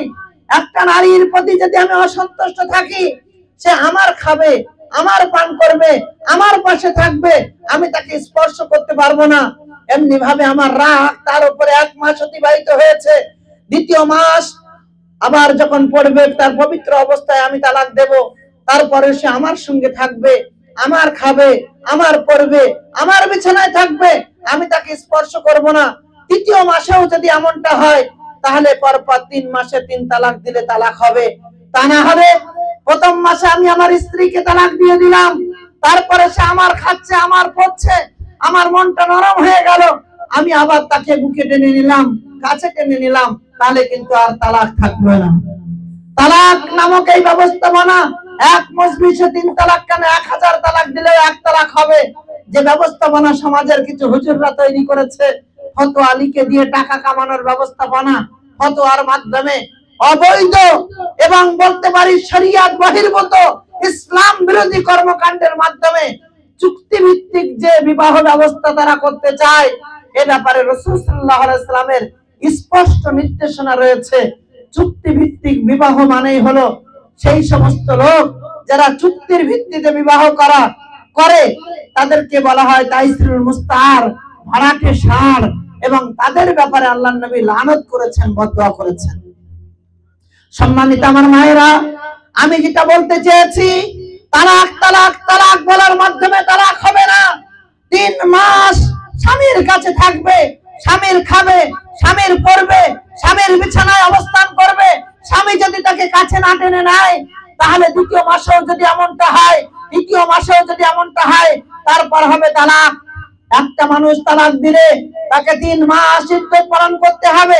আজকের দিনেও নারীরাও যদি তার স্বামীর প্রতি অসন্তুষ্ট হয়, তার স্বামী তাকে মারে, তার স্বামী কুকর্ম করে, তার স্বামীর হাজারো খারাপ আছে, নারীদেরকেও স্বাধীনতা দেওয়া হয়েছে যে তোমরা তোমাদের যে মালগুলো দেওয়া হয়েছে, তোমাদের জন্য যে মোহর নির্ধারণ করা হয়েছিল, তুমি তোমার ওলির মাধ্যমে সেটা ফেরত দিয়ে তুমি তোমার স্বামীর কাছ থেকে আলাদা হয়ে যেতে পারো। সেক্ষেত্রেও মনে রাখতে হবে ইদ্দত পালন করা লাগবে। 1 মাস ইদ্দত পালন করবে। আজকে মুখে তালাক বলে কালকে আবার কারোর সঙ্গে বিয়ে হবে, আবার সেই স্বামীর মনে জাগলো এই তো আমার স্ত্রী প্রেগন্যান্ট, এই তো আমার স্ত্রী হামেলা হয়ে গিয়েছে, না জানি এটা আমার সন্তান না হতে পারে, এটা আগের স্বামীর সন্তান হতে পারে। এই রকম চিন্তন তার মাথায় আসলে, এই রকম সন্দেহ তার মাথায় জাগলে, হতে পারে সংসারটা আবার বিলুপ্ত হয়ে যাবে, হতে পারে সংসারটা আবার ভেঙে যাবে। তাই ইসলাম বলছে ইদ্দত পালনের মাধ্যমে প্রমাণ করতে হবে যে আমি আমার পূর্বের স্বামী থেকে যা কিছু আমাদের হয়েছে, তারপরে আমি আমার পেট, আমার রেহেম, আমার পেটটা যে পরিষ্কার আছে, এটা তাকে প্রমাণ করে তারপর দ্বিতীয় স্বামীর কাছে যেতে হবে। এটা এই জন্য যাতে করে পরিবার নামক ব্যবস্থাপনায় কোনো ত্রুটি না হয়, পরিবার নামক ব্যবস্থাপনাকে টিকিয়ে রাখতে কোনো সন্দিহানের জায়গা তৈরি না হয়। সম্মানিত আমার মায়েরা, যদি কোনো মা খোলা নিতে চায়, সেক্ষেত্রেও তাকে ইদ্দত পালন করার মাধ্যমে প্রমাণ করতে হবে যে তার পেট খালি আছে। পরবর্তী কারোর সঙ্গে বিবাহ হলে তার মনে যেন সন্দেহ না জাগে যে না জানি এই যে সন্তান এটা আগের স্বামীর কিনা। এরকম সন্দেহের মধ্য দিয়ে পরিবার নামক ব্যবস্থাপনা শেষ হয়ে যেতে পারে। তাই ইসলাম বলছে যে তোমাকে ইদ্দত পালন করে প্রমাণ করতে হবে যে তোমার পেট খালি আছে। সম্মানিত আমার মায়েরা, আজকে যদি কারোর স্বামী মারা যায়, 4 মাস 10 দিন তাকে ইদ্দত পালন করতে হবে, তাকে প্রমাণ করতে হবে যে আমার পেট খালি আছে। তার ইদ্দত পালনের মাধ্যমে প্রমাণ করতে হবে তার পূর্বের স্বামীর সঙ্গে তার যে ভালোবাসা ছিল। মনে রাখতে হবে আজকের দিনে যখন আমি আমার স্বামীকে হারাবো, অনেক দুঃখ বেদনার মধ্যে হয়তো কাটাতে হয়, অনেক দুঃখ বেদনা হয়। সেই সময় যদি আবার তাকে বিয়ে দেওয়া হয়, হতে পারে অনেক চিন্তা তার দূর হয়ে যাবে। কিন্তু ইসলাম বলছেন না, 4 মাস 10 দিন তাকে প্রমাণ করতে হবে যে তার পেট খালি আছে। তা না হলে আবার বিবাহ হওয়ার মাধ্যমে পরবর্তী স্বামীর মনে সন্দেহ জাগতে পারে যে না জানি এই আমার স্ত্রীর পেটের বাচ্চাটা হয়তো পূর্বের স্বামীর হতে পারে। তখন পরিবার নামক ব্যবস্থাপনা ধ্বংস হয়ে যেতে পারে। পরিবার নামক ব্যবস্থাপনার মধ্যে অনেক অশান্তি চলে আসতে পারে। পরিবার নামক ব্যবস্থাপনার মধ্যে অনেক সন্দেহ আসতে পারে। তাই ইসলাম এই সুন্দর ব্যবস্থাপনা তৈরি করেছেন। তাহলে পরিবারের কত গুরুত্ব রয়েছে আমরা এখান থেকে বুঝতে পারলাম। আমার মায়েরা, মেয়ে সন্তান হিসাবে আপনাকে গর্ব করা উচিত। একটা সন্তান তার পিতামাতাকে ভালোবাসবে, একটা সন্তান তার পিতামাতার খিদমত করবে। আল্লাহ রাসূল সাল্লাল্লাহু আলাইহি ওয়াসাল্লামকে জিজ্ঞাসা করা হলো, আমার পিতামাতার মধ্যে সবচেয়ে বেশি হকদার কে? আল্লাহর নবী বললেন, তোমার মা। আবার জিজ্ঞাসা করা হলো তারপর কে? আল্লাহর নবী বললেন তোমার মা। আবার জিজ্ঞাসা করা হলো আবার কে? তারপর কে? আল্লাহর নবী আবার উত্তরে বললেন তোমার মা। চতুর্থবারে আল্লাহর নবী বললেন তোমার বাবা। মায়ের পায়ের নিচে জান্নাত, এ ব্যাপারে কোনো সন্দেহ নেই। আমার মা যখন বৃদ্ধা হয়ে গিয়েছে, আমার বাবা যখন বৃদ্ধ হয়ে গিয়েছে, তাদের সঙ্গে যে সদাচরণ করতে হবে, তাদের সঙ্গে যে ভালো ব্যবহার করতে হবে। আমার মা যদি জান্নাতের দরজা হয়, আমার বাবা হবে জান্নাতের জানালা। সেই ক্ষেত্রে আমাকে পিতামাতার সঙ্গে সৎ ব্যবহার করতে হবে। পৃথিবীতে যত গুনাহ আছে, সবচেয়ে বড় গুনার নাম হলো শিরকের গুনাহ। এটা কাবিরা গুনাহ। তারপরে সবচেয়ে বড় গুনাহ হলো পিতামাতার সঙ্গে অসৎ ব্যবহার করা, পিতামাতার সঙ্গে খারাপ ব্যবহার করা। সম্মানিত আমার মায়েরা, আমি যেটা আপনাদেরকে বোঝাতে চেয়েছি, আপনি কে এটা যদি আপনি বুঝতে না পারেন, তাহলে আপনি আপনার স্বাধীনতা খুঁজে পাবেন না। মনে হবে যে আপনি পুরো পরাধীন আছেন। আর কেউ যখন এসে আপনার ব্রেনে পরাধীনতার প্রশ্ন তুলবে, তখন হাজারো প্রশ্ন আপনার মাথায় জেগে বসবে। ইসলাম আসার পূর্বে মেয়ে সন্তানকে খারাপ নজরে দেখা হতো। কোন বাড়িতে কন্যা সন্তান জন্মগ্রহণ করলে তাকে জীবিত হত্যা করা হতো। একজন সাহাবী আল্লাহর নবী সাল্লাল্লাহু আলাইহি সাল্লামের মজলিসে বসে আছেন। আল্লাহর নবী সাল্লাল্লাহু আলাইহি সাল্লাম সাহাবীদের সম্মুখে হাদিস বর্ণনা করছেন। কোন মায়ের যদি 3টে কন্যা সন্তান হয়, সে তাকে যদি সুন্দরভাবে লালন পালন করে বিবাহ দিতে পারে, তাহলে তার জন্য জান্নাত রয়েছে। একজন সাহাবী বলছেন আল্লাহর নবী, কারোর যদি 2টো কন্যা সন্তান হয় তাহলে কি হবে? আল্লাহর নবী বলছেন তার জন্য জান্নাত রয়েছেন। এই হাদিস বর্ণনাকারী রাবী বলছেন আমার 1টা কন্যা ছিল, আমি আল্লাহর চাই কিছু বলতে পারি। সম্মানিত আমার মায়েরা, এই কথা যখন নবী বললেন, একজন সাহাবী ডুকরে ডুকরে কাঁদছেন, ছোট বাচ্চার মতো করে কান্না করছেন। অন্য সাহাবীরা তাকে আটকানোর চেষ্টা করলে আল্লাহর নবী বলছেন ওকে কান্না করতে দাও, ওর ভিতরের গরমটা বাইর করতে দাও, ওর মনের বেদনাটা দূর করতে দাও। যখন সেই সাহাবী কাঁদতে কাঁদতে একেবারে বেহুশ হওয়ার পর্যায়ে পৌঁছে গিয়েছে, তাকে যখন নবী জিজ্ঞাসা করছেন কেন তুমি কাঁদছো কেন, তখন আল্লাহর নবী সাল্লাল্লাহু আলাইহি সাল্লামের কথার প্রতি উত্তরে বলছেন আল্লাহর নবী, আপনি কন্যা সন্তানের সুসংবাদ শোনাচ্ছেন। আমার বাড়িতে একটা কন্যা সন্তান ছিল। আমার সমাজে কোন কন্যা সন্তানকে কুনজরে দেখা হতো, কন্যা সন্তান হলে খারাপ চোখে দেখা হতো, কন্যা সন্তান হলে জীবিত হত্যা করতে হতো, কন্যা সন্তান যদি কারোর বাড়িতে থাকতো তাকে একঘরে করে দেওয়া হতো। আমার বাড়িতে একটা কন্যা সন্তান ছিল, তাই আমি তাকে লুকিয়ে রেখেছিলাম, গোপন করে রেখেছিলাম, ঘরের মধ্য থেকে বাইরে হতে দিতাম না। সমাজের লোক যাতে বুঝতে না পারে, পরিবার প্রতিবেশী যাতে বুঝতে না পারে, তাই আমি তাকে গোপন করে রেখেছিলাম। কিছুদিন পর আমার বাচ্চা সবে কথা বলতে শিখেছে। কোন একজন জানালা দিয়ে দেখতে পেয়েছে যে আমার বাড়িতে কন্যা সন্তান আছে। তা সেই ব্যক্তি পাড়া প্রতিবেশীদেরকে জানিয়ে দিল যে কন্যা সন্তান অমুক ব্যক্তির বাড়িতে আছে। সবাই এসে আমাকে লানতান করা শুরু করলো, সবাই এসে আমাকে উল্টো পাল্টা বলা শুরু করলো, সবাই আমাকে একঘরে করে দিল, সমাজ থেকে বহিষ্কার করার চিন্তন নিল। কোন সমাজ থেকে আমি কিছুই করতে পারবো না, এইরকম সিদ্ধান্ত যখন গ্রহণ করলো, আমার কন্যাকে নিয়ে আর একটা কোদাল নিয়ে আমি বেরিয়ে পড়লাম মরুভূমিতে। আমার সন্তান বারবার আমাকে বলছিলেন আব্বু আমাকে কোথায় নিয়ে যাচ্ছেন, আব্বু আমাকে কোথায় নিয়ে যাচ্ছেন, আব্বু আমাকে কোথায় নিয়ে যাচ্ছেন। আমি বারবার আমার কন্যাকে বলছিলাম একটু পরে তুমি বুঝতে পারবে আমি তোমাকে কোথায় নিয়ে যাচ্ছি। তারপরে আমি মরুভূমিতে নিয়ে চলে গেলাম। কোদাল দিয়ে যখন আমি মরুভূমির বাড়ি সরাচ্ছি, আমি গর্ত করছি, আমার কন্যা বারবার আমাকে জিজ্ঞাসা করছেন আব্বু আমাকে কোথায় নিয়ে, আমাকে এখানে কি করবেন, এখানে কি করবেন। আমার কন্যা কথা বলতেই থাকলো। আমি গর্ত করে আমার জীবিত কন্যাকে সেখানে দাফন করে দিলাম, জীবিত কন্যাকে আমি সেখানে পুঁতে দিলাম। এই কথা বলে হাউ হাউ করে কান্না করা শুরু করে দিয়েছেন। সম্মানিত আমার মায়েরা, মুশরিকিনে মক্কার ওই সমস্ত বদমাইশদের সম্মুখে যখন কোন কন্যা সন্তান জন্মের ঘোষণা দেওয়া হতো, ওয়াইজা বুশিরা আহাদুহুম, যখন তাদের কোন কন্যা সন্তানের খুশির খবর দেওয়া হতো, জাল্লা ওয়াজহুহু, তাদের মুখটা কালো হয়ে যেত। আজকে আমরা মুসলমান, আজকে মায়েরা পর্যন্ত এটা বোঝে না, শাশুড়িরা পর্যন্ত এটা বোঝে না। পর পর দুটো কন্যা সন্তান হলে তাদের মুখটাও কালো হয়ে যায়, কিন্তু সে নিজে জানে না সে কন্যা হয়ে দুনিয়ায় এসেছে, সে মেয়ে সন্তান হয়ে দুনিয়ায় এসেছে, কিন্তু তার বাড়িতে আবার দুটো কন্যা সন্তান হলে তার মুখ কালো হয়ে যায়, তিনটে কন্যা সন্তান হলে মুখ কালো হয়ে যায়। এই মুখ কালো হওয়া অভ্যাসটা তো মুশরিকদের ছিল। আজ মুসলমানদের মুখ কালো হওয়াটা কি প্রমাণ বহন করে? সে কি মুমিন, না মুশরিকদের আমলকে সে নিজের মধ্যে ধারণ করার চেষ্টা করছে?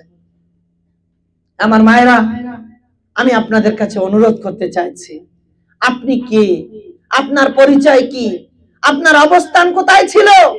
এ ব্যাপারে যদি আপনি জ্ঞান অর্জন না করতে পারেন, আপনি হলেন সবচেয়ে বড় ইউনিভার্সিটি, আপনি হলেন সবচেয়ে বড় স্কুল, আপনি হলেন সবচেয়ে বড় কলেজ, আপনি নিজের স্বাধীনতা ভুলে গিয়ে মনে করছেন আমিও পুরুষের মতো বাইরে যাব। আপনি তো সোনা, আপনি তো হিরে, আপনি তো মুক্তা। আপনার ব্যাপারে নবী মুহাম্মদ রাসূলুল্লাহ সাল্লাল্লাহু আলাইহি ওয়াসাল্লাম বলেছেন, আদ-দুনিয়া কুল্লুহা মাতাউন ওয়া খায়রু মাতাইদ দুনিয়াল মারাতুস সালিহা। দুনিয়াটা সবটাই ভোগ বস্তু, সবটাই সামান, তার মধ্যে সবচেয়ে উত্তম সামান হলো একটা নেককার মহিলা। আপনি আপনার অবস্থান সম্পর্কে বুঝলেন না। আজ আপনি উলঙ্গ হয়ে থাকতে পছন্দ করছেন।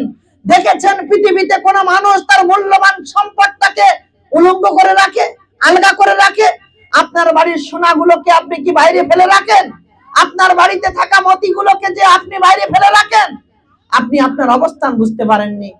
একটা ক্রয় করা সুন্দর কলা পাকাটা বুঝতে পারেন। কলা ক্রয় করে খান, কলা যদি খোসা ছাড়িয়ে বিক্রি করার জন্য রেখে দেওয়া হয়, সেই কলা ক্রয় করে আপনি খাবেন?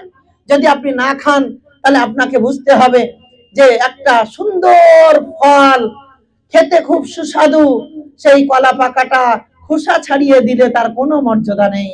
আপনি হলেন দুনিয়ার সবচেয়ে উত্তম সম্পদ।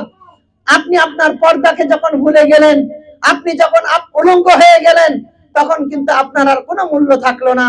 সবচেয়ে উত্তম, সবচেয়ে মণিমুক্তা পৃথিবীর মানুষ। আজকে যদি আমার পকেটে 1 লক্ষ টাকা থাকে, কেউ যদি এখানে আমার কাছে 5 লক্ষ টাকা দেয়, তাহলে সেই টাকাটা আমি গোপন করে নিয়ে যাব। আমার সঙ্গী সাথী যারা রয়েছে তাদের পকেটে 1 লাখ করে দিয়ে দেব, দিয়ে বলবো ওখানে গিয়ে আমাকে দিয়ে দিস। আমি একসাথে নিয়ে গেলে কেউ যদি আবার ধরে সবটা ছিনিয়ে নেয়, সবটা কেড়ে নেয়, তাহলে সম্পদ আলা জিনিস, যে জিনিসের মূল্য আছে, সেই জিনিসটাকে মানুষ গোপন করে। আর আজ আপনারা উলঙ্গ হয়ে নিজেদেরকে কি প্রমাণ করতে চাচ্ছেন যে আপনারা মূল্যহীন? এটা যদি না বুঝতে পারেন, তাহলে আপনি ব্যর্থ। মনে হয় প্রথম বক্তা পর্দা সম্পর্কে বক্তব্য দিয়েছেন, তাই আমি এ বিষয়ে আর তেমন কিছু বলতে চাইছি না। আপনাদের কাছে অনুরোধ জানাবো, আসুন আমরা নিজেদের পরিচয় পরিচিতিটা বুঝি, আমরা কারা এটা জানি। যদি আমরা আমাদের পরিচয় ভুলে যাই, তাহলে কিন্তু আমরা এমনি এমনি ধ্বংস হয়ে যাব। নামাজের সময় হচ্ছে, আমি আমার কথা আর বাড়াবো না, তবে একটা কথা আপনাদেরকে বলবো, সব কিছুর পিছনে এই উলঙ্গ হওয়ার কারণ হলো আল্লাহ সুবহানাহু ওয়া তাআলা সম্পর্কে আমাদের কোনো ধারণা নেই, জান্নাত সম্পর্কে আমাদের কোনো জ্ঞান নেই, জাহান্নাম সম্পর্কে আমরা অবগত নই। মাওলানা সাহেবরা জাহান্নামের কথা বলে, আমরা মনে করি সেও হয়তো আবার একটা আগুন। আমরা মনে করি দুনিয়ার এরকম কোন শাস্তির মতো হয়তো শাস্তি হবে। জান্নাতের খুশির খবর যখন দেওয়া হয়, আমরা মনে করি দুনিয়ার ভোগ বিলাস, আনন্দ, স্বচ্ছতার সঙ্গে থাকা এবং আনন্দের সঙ্গে থাকা, সুখী পরিবারে থাকা, সেরকম হয়তো জান্নাত হবে।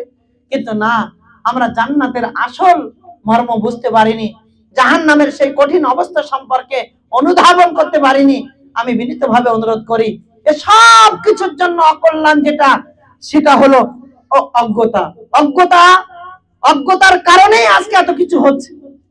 মায়েরা, কমসে কম কোরআন পড়তে শিখুন, কমসে কম ইসলামের বিধিবিধানকে জানার চেষ্টা করুন।